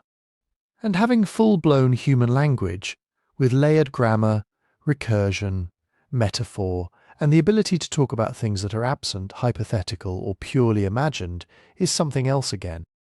Neanderthals almost certainly had the first. The evidence for the second is strong. The third is where the argument really lives. It's possible that Neanderthals had languages broadly similar in complexity to those of modern humans, open-ended, infinitely recombinable, capable of poetry and myth, even if their particular stories and metaphors were unlike anything we know. It's also possible that their communication systems were somewhat more limited, still far beyond anything seen in other animals, but with less nested grammar, fewer layers of abstraction, perhaps more tied to the here and now. And on top of that sits culture, the specific ways a group chooses to use whatever language it has. What topics are important? How much is said and how much is implied? Whether stories are memorized or improvised, whether knowledge is hoarded or generously shared. Even if Neanderthals had language capacities like ours, their cultural use of those capacities could have been very different. A band might have rich technical vocabulary but sparse ritual speech. Or the reverse. They might have told long genealogies, or barely mentioned ancestors at all. Bones and genes can't answer those questions. They can't tell us what jokes Neanderthals laughed at, or what comfort they offered a frightened child in the dark, or what words, if any, they spoke when they placed a body in the earth. What they can tell us is this: Neanderthals had the physical equipment to produce complex sounds. Their hearing was tuned to pick up the fine details of those sounds. Their genes show no obvious barrier to advanced vocal learning. Their societies and technologies created constant demand for precise, rapid information sharing. Under those conditions, elaborate communication isn't a luxury. It's a survival tool. So most researchers today consider it highly plausible, even likely, that Neanderthals spoke to one another in structured, learned systems of sound. Languages in some meaningful sense of the word. The disagreement is not about whether they grunted or talked. It's about how far into the human linguistic universe they ventured, and how much of what we cherish in modern speech, narrative, metaphor, shared imagination, they also possessed. On that, the bones stay silent. To go further, we have to step from anatomy and genetics into the realm of social life. Families, friendships, alliances, and the larger networks that tied Neanderthal bands together across their Ice Age world. When we talk about Neanderthals, it's tempting to picture a single tribe huddled in a single cave. Reality was messier and much more interesting. Archaeologists start with a simple constraint: ecology. How many big-bodied hunters can a given landscape support, especially in Ice Age Europe and Western Asia, where winters were long and plant foods thin on the ground? From animal bones, plant remains, and climate reconstructions, most researchers estimate that Neanderthals probably lived in small residential groups, maybe a dozen to a few dozen individuals moving through territories that could span hundreds of square kilometers. Think more extended family camp than village. But those local groups weren't the whole story. If you zoom out in both space and time, you see something that looks familiar from our own deep past. A web of communities connected through kinship, mating, and shared traditions. A Neanderthal band on any given winter day might be 15 or 25 people. The social world that band recognized as us could have been several times larger. How do we even guess at that? One line of evidence comes from the sites themselves. In some caves and rock shelters, the pattern of hearths, sleeping areas, and refuse suggests repeated visits by similar-sized groups, generation after generation. Layers pile up: ash, tools, butchered bones, traces of pigments.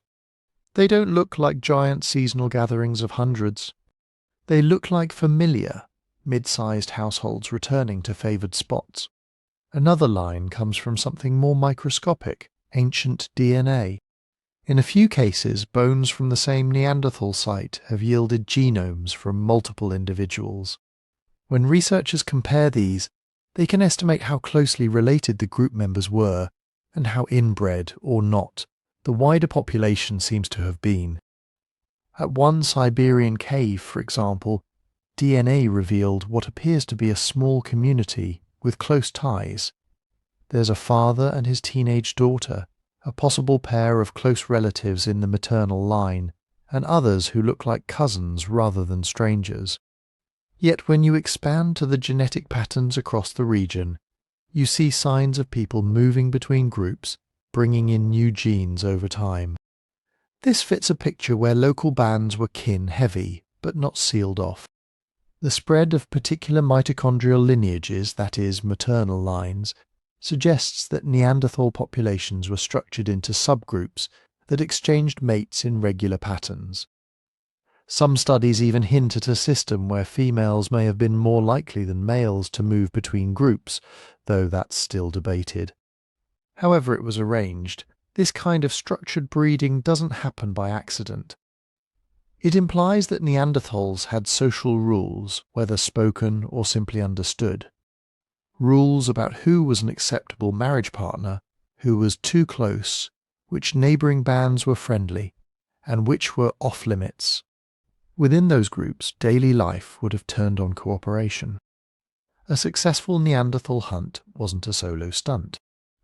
The weapons they used, thrusting spears likely thrown projectiles later on, were most effective when used in concert. Driving a herd of bison toward an ambush surrounding a wary horse or confronting a wounded rhinoceros takes coordination, trust, and a shared mental model of who is supposed to do what.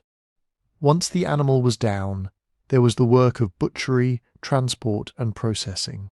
Bones from Neanderthal sites show systematic patterns of marrow extraction, fat rendering, and meat cutting repeated again and again in similar ways across regions and centuries. That consistency points to tradition, recipes for survival taught and learned. Teaching in turn tells us something about family life. You don't emerge from the womb knowing how to strike the right angle on a stone core, locate hidden water in winter, or find the safest path across a broken ice sheet. Those are skills built slowly by watching, practicing, and being corrected. Neanderthal youngsters would have needed years of close interaction with more experienced group members, parents, grandparents, older siblings, unrelated aunts and uncles. We can't watch those interactions, but we see their fingerprints in the tools themselves. At some sites, archaeologists find clumsy, half-finished pieces alongside elegant, standardized blades and points. That mix suggests learners working under the eyes of experts, perhaps imitating every movement, perhaps being guided with words, gestures, and patient repetition. Traditions could be surprisingly sticky. Distinctive ways of making a particular tool type show up in one valley and then centuries later reappear dozens or hundreds of kilometers away. Sometimes they travel intact. Sometimes they mutate slightly, the way a story shifts in the telling. This is where raw materials give us one of our clearest windows into Neanderthal social networks. Stone is not evenly distributed. High-quality flint, chert, or jasper occurs in specific outcrops. Yet, at many Neanderthal sites, tools and flakes turn up that were made from stone sources far beyond the likely daily range of the group. In some regions, we see material move tens of kilometers. In others, over 100. That doesn't necessarily mean a single intrepid hunter walked all that distance and back in a week. More likely it reflects overlapping territories, seasonal movements, and perhaps exchange between neighbouring bands. You can imagine a chain. One group ranges near a prized flint source. They pick up extra, or they make pre-shaped cores that are easier to carry. When they encounter another band at a seasonal meeting place, a river crossing, a rich hunting ground, they may share or trade, along with news, potential mates and stories. That second band moves on, carrying the stone deeper into the landscape and so on. Over time, a piece of rock might pass through several hands, each with its own relationships and obligations. Behind a single flint scraper found in a distant cave, there may have been a whole history of meetings, friendships, and alliances. If this sounds a bit like a small-scale version of trade, that's because it probably was. Not trade in the later sense of markets and currencies, but exchange embedded in social relationships, gifts, reciprocity, returns for favours long remembered. Within that framework, roles and divisions of labour almost certainly existed. It's very likely that Neanderthals didn't divide tasks exactly the way any one modern society does. We should be careful not to simply project our favourite arrangement, nuclear family, strict gender roles, or complete egalitarianism, back into the Pleistocene. What we can say is that some jobs required particular bodies at particular life stages. Heavy big game hunting probably skewed toward primate adults in peak physical condition. Long-distance scouting may have favoured individuals with endurance and local knowledge. Childcare, plant gathering, small game trapping, and domestic tasks like hide working or tool finishing could have been distributed in many different ways, by age, by sex, by skill, by personal preference. Hints from healed injuries add another layer. Skeletons show Neanderthals who had lost limbs, suffered severe trauma, or lived for years with degenerative disease. They survived because others fed them, protected them, perhaps modified tasks so they could still contribute. That implies flexible social roles rather than a rigid hunt-or-die ethos. Old individuals, those with worn teeth and remodelled bones, may have been especially important. In a world without writing, memory is infrastructure. Knowing where a spring never fails, how to handle a rare plant, or which neighbouring group can be trusted, could make the difference between life and death. Elders, even if less mobile, could have been repositories of exactly that knowledge. All of this, the cooperation in hunting, the care for the vulnerable, the transmission of skills, the movement of materials feeds back into population structure. Neanderthals did not form one giant, pan-mating blob across Eurasia. Ancient DNA and subtle differences in tools and ornaments point to regional populations, semi-isolated but not cut off, a mosaic of groups, some closely connected, others more peripheral, all subject to the push and pull of climate change, local extinctions, and recolonizations. Genetically, this produced relatively low overall diversity compared to modern humans, with signs of repeated bottlenecks and small effective populations. Culturally, it produced clusters of shared habits and styles, like dialects of technology and ritual. If you could step into that world, you might find that Neanderthals from one mountain range recognized those from another by their accents of speech, and their accent in stone, subtle differences in tool forms, preferred pigments, ornament choices. You might hear them talk about our people in a way that extended beyond the immediate campfire, but not to everyone with a Neanderthal face. These were not loners in caves, nor were they members of vast anonymous nations. They lived in tight-knit bands, nested within broader networks, held together by kinship, exchange, shared memories, and whatever words they used for friend, ally, and home. Into that intricate social fabric, another kind of human would eventually step, strange cousins from the south and east, carrying their own networks, their own rules, their own stories. When those two worlds met, the consequences would ripple through both lineages, all the way down to us. When those cousins from the south and east finally appeared on Neanderthal horizons, it wasn't a single dramatic moment. There was no one first contact day, no frozen instant where a Neanderthal hunting party stared across a valley at a band of Homo sapiens and thought, "We are not alone." Instead, there was a long, slow overlapping of worlds. The rough outline, as best we can reconstruct it, looks something like this.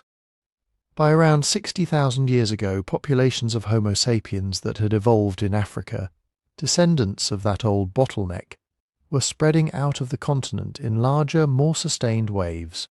Some had probably made shorter excursions earlier, but this time they kept going. Following coastlines and river valleys, they moved across the Arabian Peninsula into the Levant, the region we'd now call the Eastern Mediterranean, and then fanned into Western Asia and beyond. Neanderthals were already there. For hundreds of thousands of years, Neanderthal groups had used caves and open-air sites in what is now Israel, Lebanon, Syria, and Turkey. They knew those landscapes intimately. The springs, the migration routes, the seasonal plant resources. They had buried their dead there. They had stories there. So, when Homo sapiens arrived, about 50,000–60,000 years ago in that region, the stage was set for overlap. And we can see that overlap in the ground, in a handful of key places. Take Skul and Kafse, two caves in Israel that have become almost mythic in the story of modern humans meet Neanderthals. The burials inside, dating to around 190,000 years ago, belong to anatomically modern humans. But they're surrounded by stone tools more typical of Neanderthal-associated technologies found in the same region. This suggests that long before the big expansion 60,000 years ago, earlier waves of Homo sapiens had already entered Neanderthal territory, lived there for a while, and perhaps disappeared or were absorbed. It wasn't a one-time invasion, it was a repeated testing of the border between worlds. Later on, sites like Kibara and Amud in the Levant preserve Neanderthal remains, with their own distinctive tool traditions. Still later, sites with Homo sapiens skeletons and different toolkits appear in the same general region. What you're seeing in that small geographic window is a kind of temporal braid. Neanderthal presence, then modern human presence, then Neanderthals again, then Homo sapiens. Back and forth over tens of thousands of years. Not a clean handoff. A messy, long drawn-out negotiation with climate pulses, local extinctions and recolonizations all playing a role.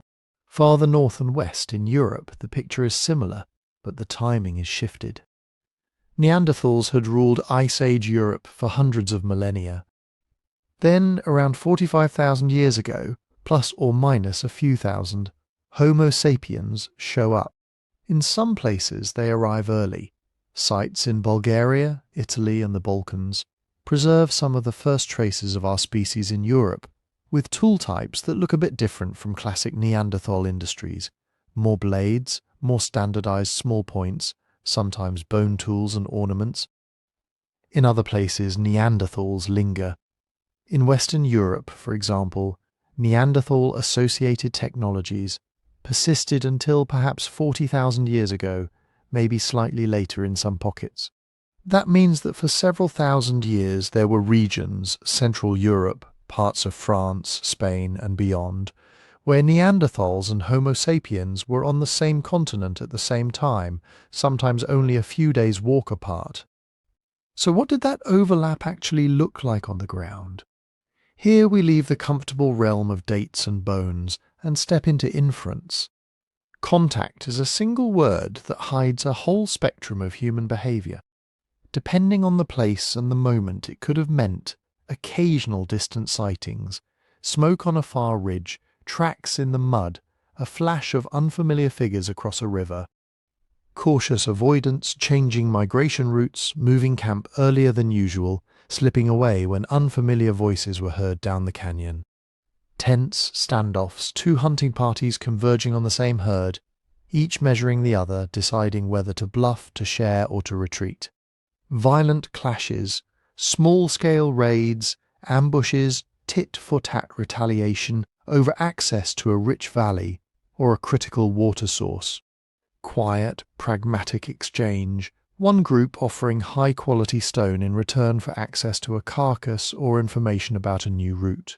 Intimate blending, individuals joining each other's groups, forming partnerships, having children, and knitting the two lineages together genetically. All of these probably happened at different times and places. Human history, even at this scale, rarely picks just one option. The problem for archaeologists is that stone and bone don't come with labels. When a layer in a cave abruptly shifts from one style of toolmaking to another, from a classic Neanderthal industry to something historically associated with Homo sapiens. It's tempting to tell a simple story, Neanderthals out, modern humans in. But reality is trickier. First, technological change doesn't always map neatly onto biological change. Neanderthals could adopt new ways of making tools without vanishing as a population. Homo sapiens could arrive and decide that a local technique was actually quite useful, and copy it. Second, multiple groups can use the same landscape in alternating pulses. A cave might be occupied by Neanderthals for a stretch, then abandoned during a cold snap, then occupied by Homo sapiens centuries later. then used again by Neanderthals when conditions shift. In the dirt, those pulses stack. On a graph, they blur. Then there's the issue of transitional industries, toolkits that sit awkwardly between the styles historically associated with Neanderthals and those linked to Homo sapiens. The chattel Peronian in France and Spain is a famous example. It appears near the end of Neanderthal history in Europe, around 40,000 years ago. The stone tools still have Neanderthal-like elements, but now there are also personal ornaments, beads, pendants, perhaps even decorated objects. Some of those sites also contain Neanderthal skeletal remains.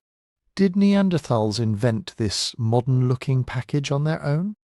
Did they borrow ideas from neighbouring Homo sapiens and remix them?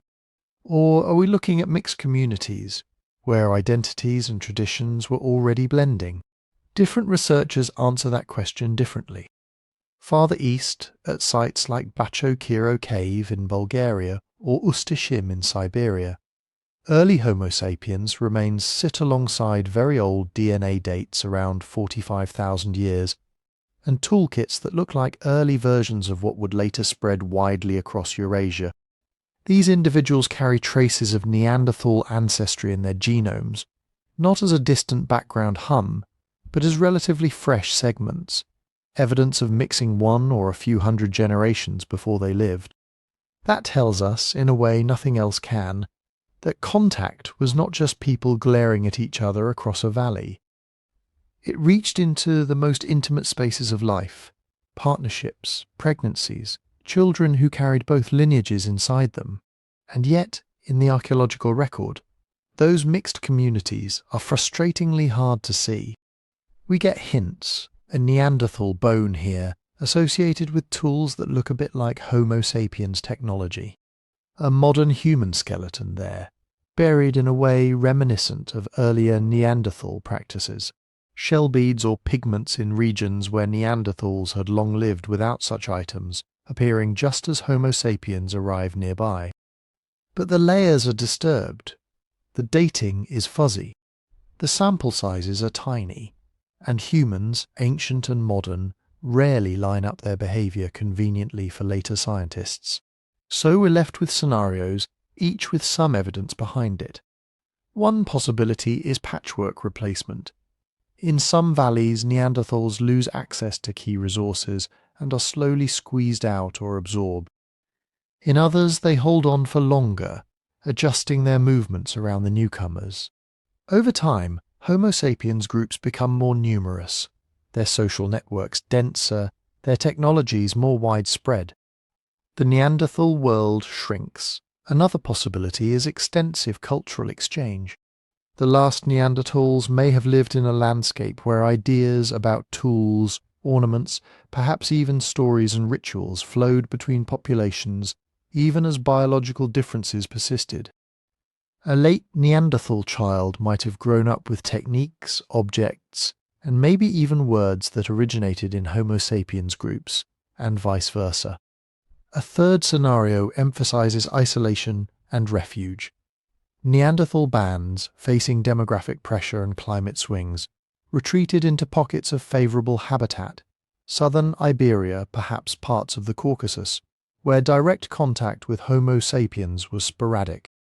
In those refuges they may have lived out their last centuries largely within their own networks, with only occasional news of the strange people beyond the mountains.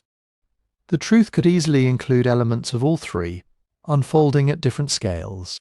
What anchors all these possibilities is the simple fact of overlap in time and space. For thousands of years, two closely related human species shared the same continents, breathed the same air, hunted some of the same animals, and navigated one another's presence. In that shared world, every encounter, whether hostile, cautious, or tender, pushed the story forward. The archaeological transitions we see today are the faint, compressed traces of those choices. Who to fight, who to flee, who to imitate, who to love. And woven through that deep uncertainty is one hard line of evidence that cannot be argued away: our own DNA, which quietly preserves the record that these meetings were not just about competition, but about entanglement. For a long time, that entanglement was only a suspicion. Archaeologists looked at the geography, the timelines, the overlapping tool traditions, and many quietly thought they must have mixed. But there was no way to prove it. Bones can tell you who was where, roughly when. They can't tell you who had children with whom. Then the genomes arrived. In 2010, a team managed something that had been science fiction a decade earlier. They sequenced a draft genome from Neanderthal bones found in Europe.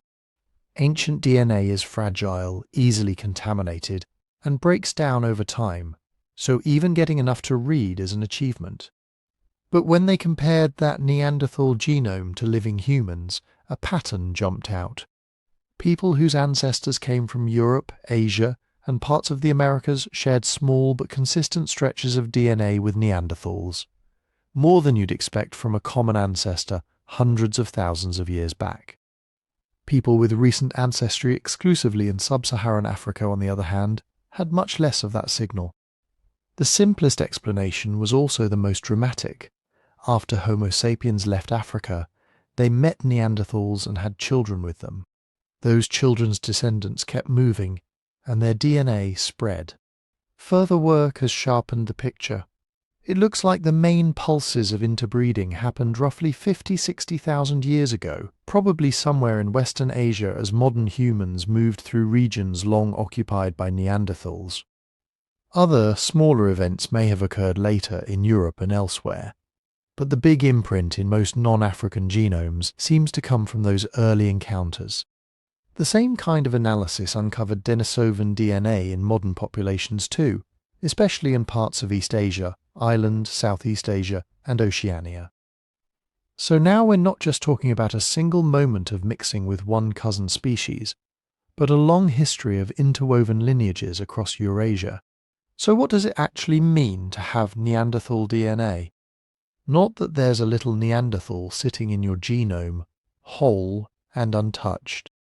Over tens of thousands of years and countless generations, those original Neanderthal segments were chopped up, shuffled and diluted by recombination, the genetic reshuffling that happens every time sperm and egg are made. Geneticists call what remains introgression, gene flow from one population or species into another, leaving fragments of foreign DNA scattered through the genome. When they scan modern genomes, they don't see a neat Neanderthal section labelled "Insert Cousin Here."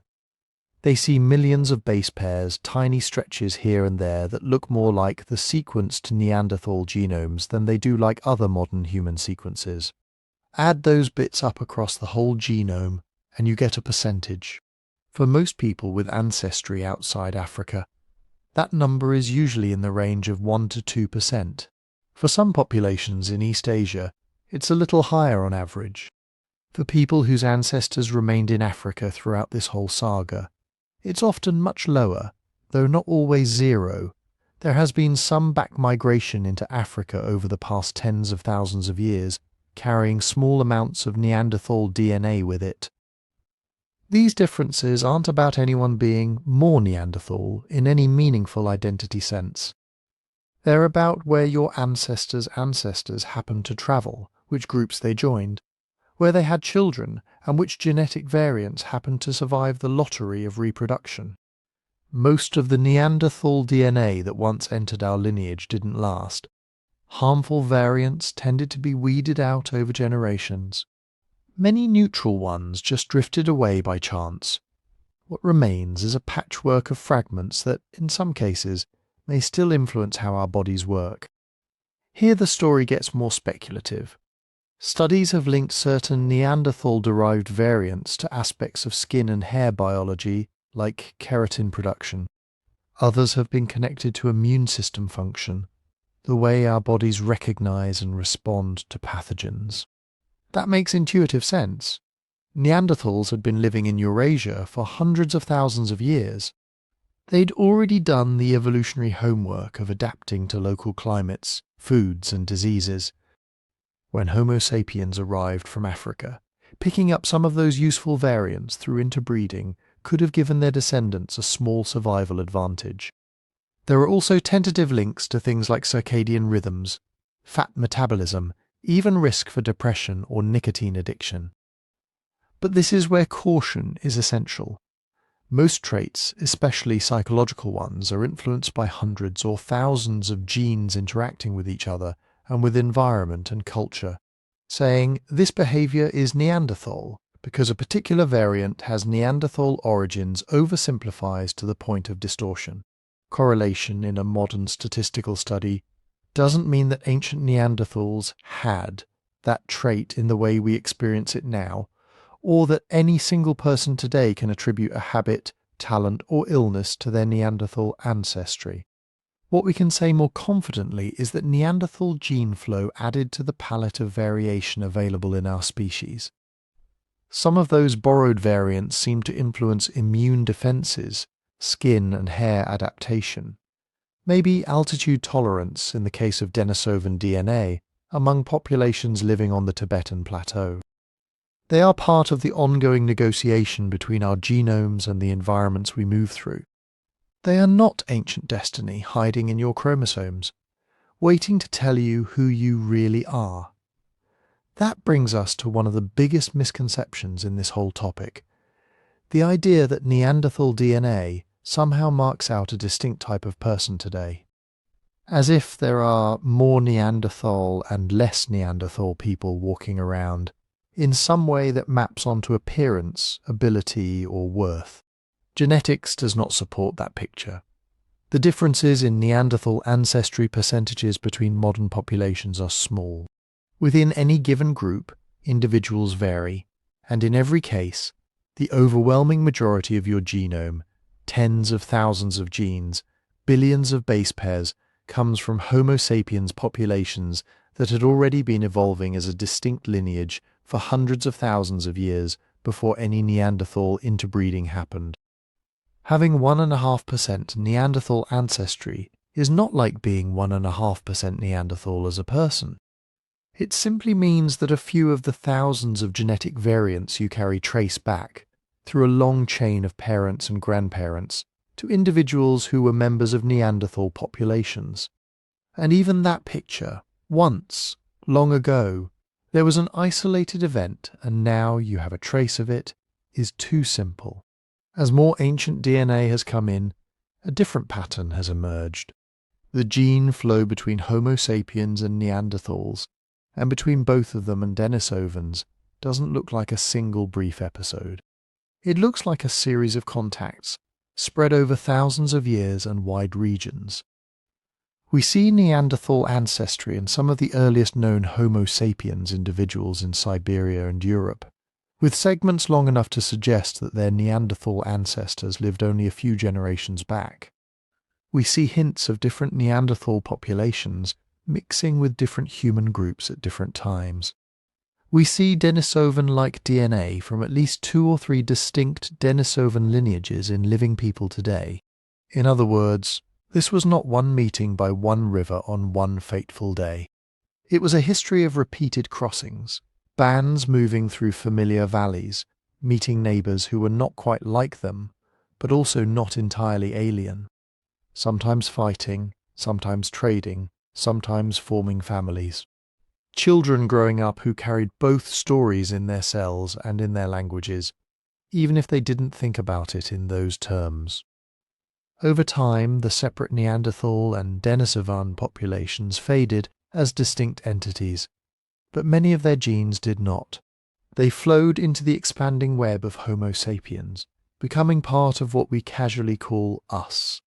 When you look at it that way, the question, do I have Neanderthal DNA, is almost beside the point. The more revealing truth is that nobody's genome is pure anything, and never has been. We are, all of us, mosaics of ancient bottlenecks, of African expansions, of Eurasian winters, of quiet nights, where someone chose to stay with someone from another group. The DNA we carry is not just a record of competition and replacement. It is also, quite literally, the trace of connection. So if Neanderthals live on in our DNA, Why don't they live on as Neanderthals? Why is there no valley in Europe where a visibly different kind of human survived into recorded history, hunting reindeer and napping stone while Romans and Mongols and industrial workers passed nearby? To get at that, it helps to separate two questions that are often blurred together. One is about biology. Why did Neanderthals stop existing as a distinct population? The other is about memory. Why did their story vanish, so that for tens of thousands of years no one knew they had ever been there at all? On the biological side, there are a few big themes most researchers converge on: climate, numbers, and fragmentation. Neanderthals were specialists. They had spent hundreds of thousands of years tuning their bodies and cultures to the cold, seasonal, often harsh environments of Ice Age Europe and Western Asia. Broad chests, powerful limbs, big sinus cavities for warming bitter air. Social systems geared toward cooperative big game hunting and survival through long winters. That package worked extraordinarily well in the world they knew. It may have been less ideal when that world began to flicker and shift. Between about 70 and 30,000 years ago, the climate in their core range swung back and forth in violent lurches. Warm spells, cold snaps, abrupt droughts, forests giving way to steppe, then back again. Not on the gentle scale of modern climate change, but on the scale of a human lifetime. A grandparent might remember reindeer on the plains where a child found dense forest. Specialization in that context is a double-edged sword. When conditions match your adaptations, you thrive. When they don't, you can't easily pivot. At the same time, Neanderthal populations appear never to have been very large. Genetic studies suggest that even at their peak, their effective population size may have been in the tens of thousands, spread thinly over enormous areas, broken into many small bands. That means they were always living with very little demographic cushion. If a bad winter wiped out half the children in a valley, there might be no neighbouring group close enough or numerous enough to send in new families and rebuild. If a particular lineage was especially vulnerable to a new disease, it might disappear entirely in a few generations. If an unlucky run of droughts hit a cluster of valleys at once, whole regions could empty out. This is what scientists mean when they talk about fragmentation. Not one big, continuous Neanderthal population stretching from Portugal to Siberia, but pockets. Islands of people in a shifting sea of climate zones and animal migrations.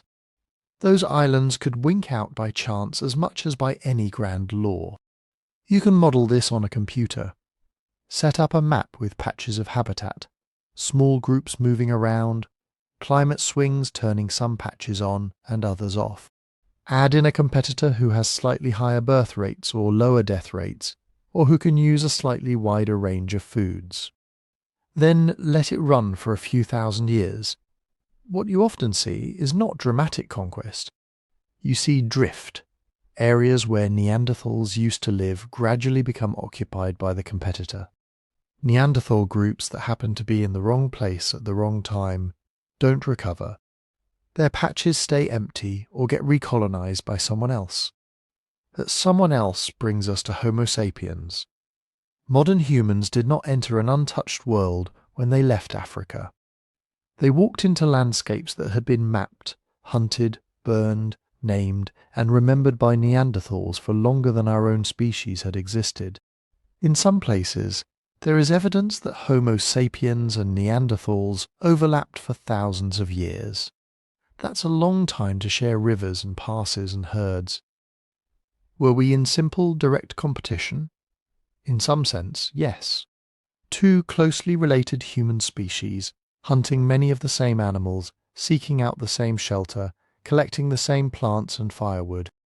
If one species has even a small edge in something like reproductive rate, flexibility in diet or social networking, that advantage compounds. Think of it like interest in a bank account. 0.5% doesn't feel like much in a single year. Over centuries, it changes the whole balance. Modern humans seem to have been generalists. able to live in a wider range of environments, to switch prey more easily, to maintain long-distance connections that buffered local shortages. Our populations once established outside Africa grew rapidly. In that context, Neanderthal decline may not have required dramatic battles or deliberate extermination. It may have been enough that, in mixed regions, Neanderthals were slowly outnumbered. Each generation, a slightly higher proportion of children belonged to Homo sapiens bands rather than Neanderthal ones. But outnumbered doesn't mean kept separate. As we've seen, there was interbreeding. Not once, but many times. Not just a rare accident, but something that left measurable traces in billions of living people. That gives us another lens on their disappearance: demographic absorption. Imagine a small Neanderthal band living near a slightly larger Homo sapiens group. Over a century or two, a few Neanderthal women join the human band, or a Neanderthal man with no surviving kin settles with his partner's people. Their children grow up speaking whatever language is dominant in camp, following whatever rituals that group practices. On the level of culture, those children are Homo sapiens. On the level of genetics, they carry Neanderthal variants. Repeat that at many frontiers over many generations, and the result is not a separate Neanderthal population enduring into the present. It is their genes scattered into ours, while the social structures and identities that once defined them dissolve. So did competition kill them, or did interbreeding absorb them? The honest answer is probably both in different mixes at different times and places. There were almost certainly moments of violence. Two bands meeting at a choke point in winter, both desperate for access to a cave or a herd crossing, are not likely to settle everything with a polite trade. But there were also quieter integrations, slow merging of kin lines as numbers dwindled. Around the edges of this picture lie other possibilities that are harder to test. Disease, for instance. When separate populations come into contact, they bring distinct pathogen histories. One group may carry viruses or bacteria to which they are largely immune, but which the other group has never encountered. Some researchers have proposed that Homo sapiens might have brought new diseases into Neanderthal ranges, or vice versa, that contributed to declines. It's a plausible mechanism. We see it in later human history devastatingly when Old World and New World populations collided. But so far, the deep archaeological record doesn't preserve ancient pathogens well enough for us to be certain what was circulating 50,000 years ago. The idea sits in our models, waiting for harder evidence. Ecology is similar.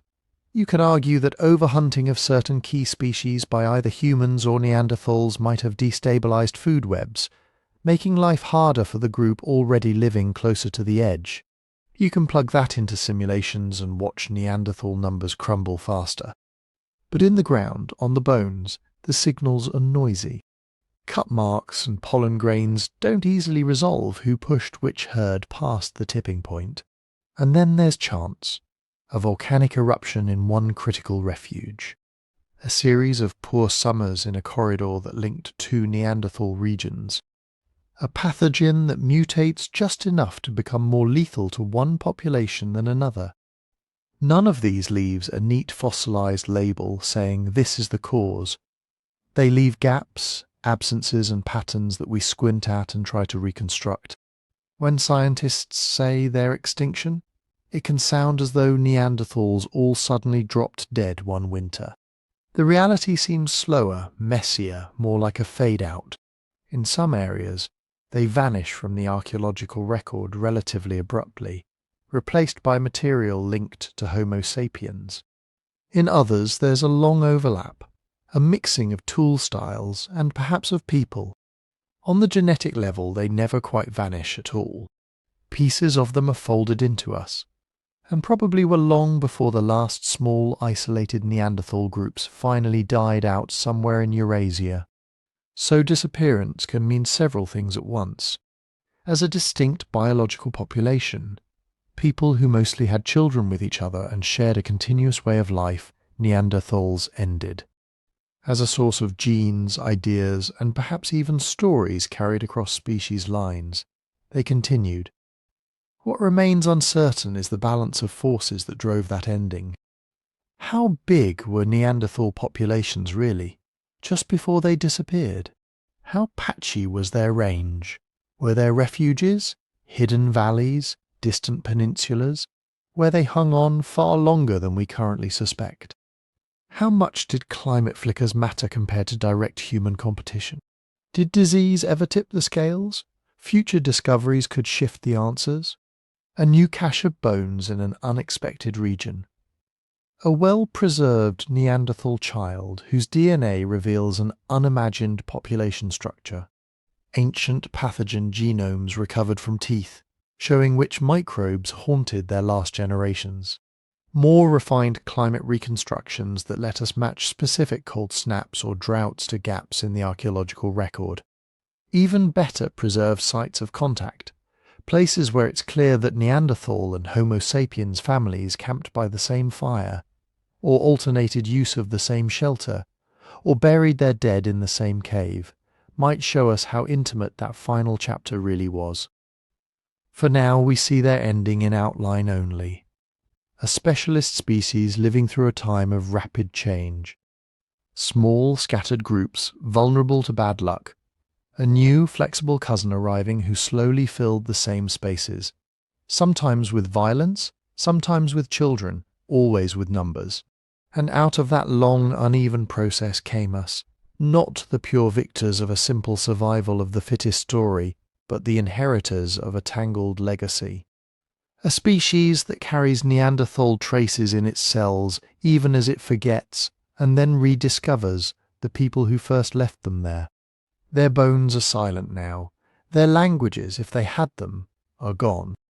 But their ending is not just an absence at the end of a branch. It is part of the story of how our own branch came to be. And that raises one last question. If Neanderthals were not the brutish dead ends we once imagined, what else about them have we been getting wrong? So let's pull the pieces together and step back from the old picture. Instead of shambling brutes in a snowy cave, the Neanderthals who emerge from the evidence look like this. Capable, cold-adapted humans with bodies tuned to their landscapes. Skilled hunters, clever toolmakers, fire managers, people who cared for injured kin, who buried their dead, who probably told stories on winter nights and watched the same stars we do. Not identical everywhere either.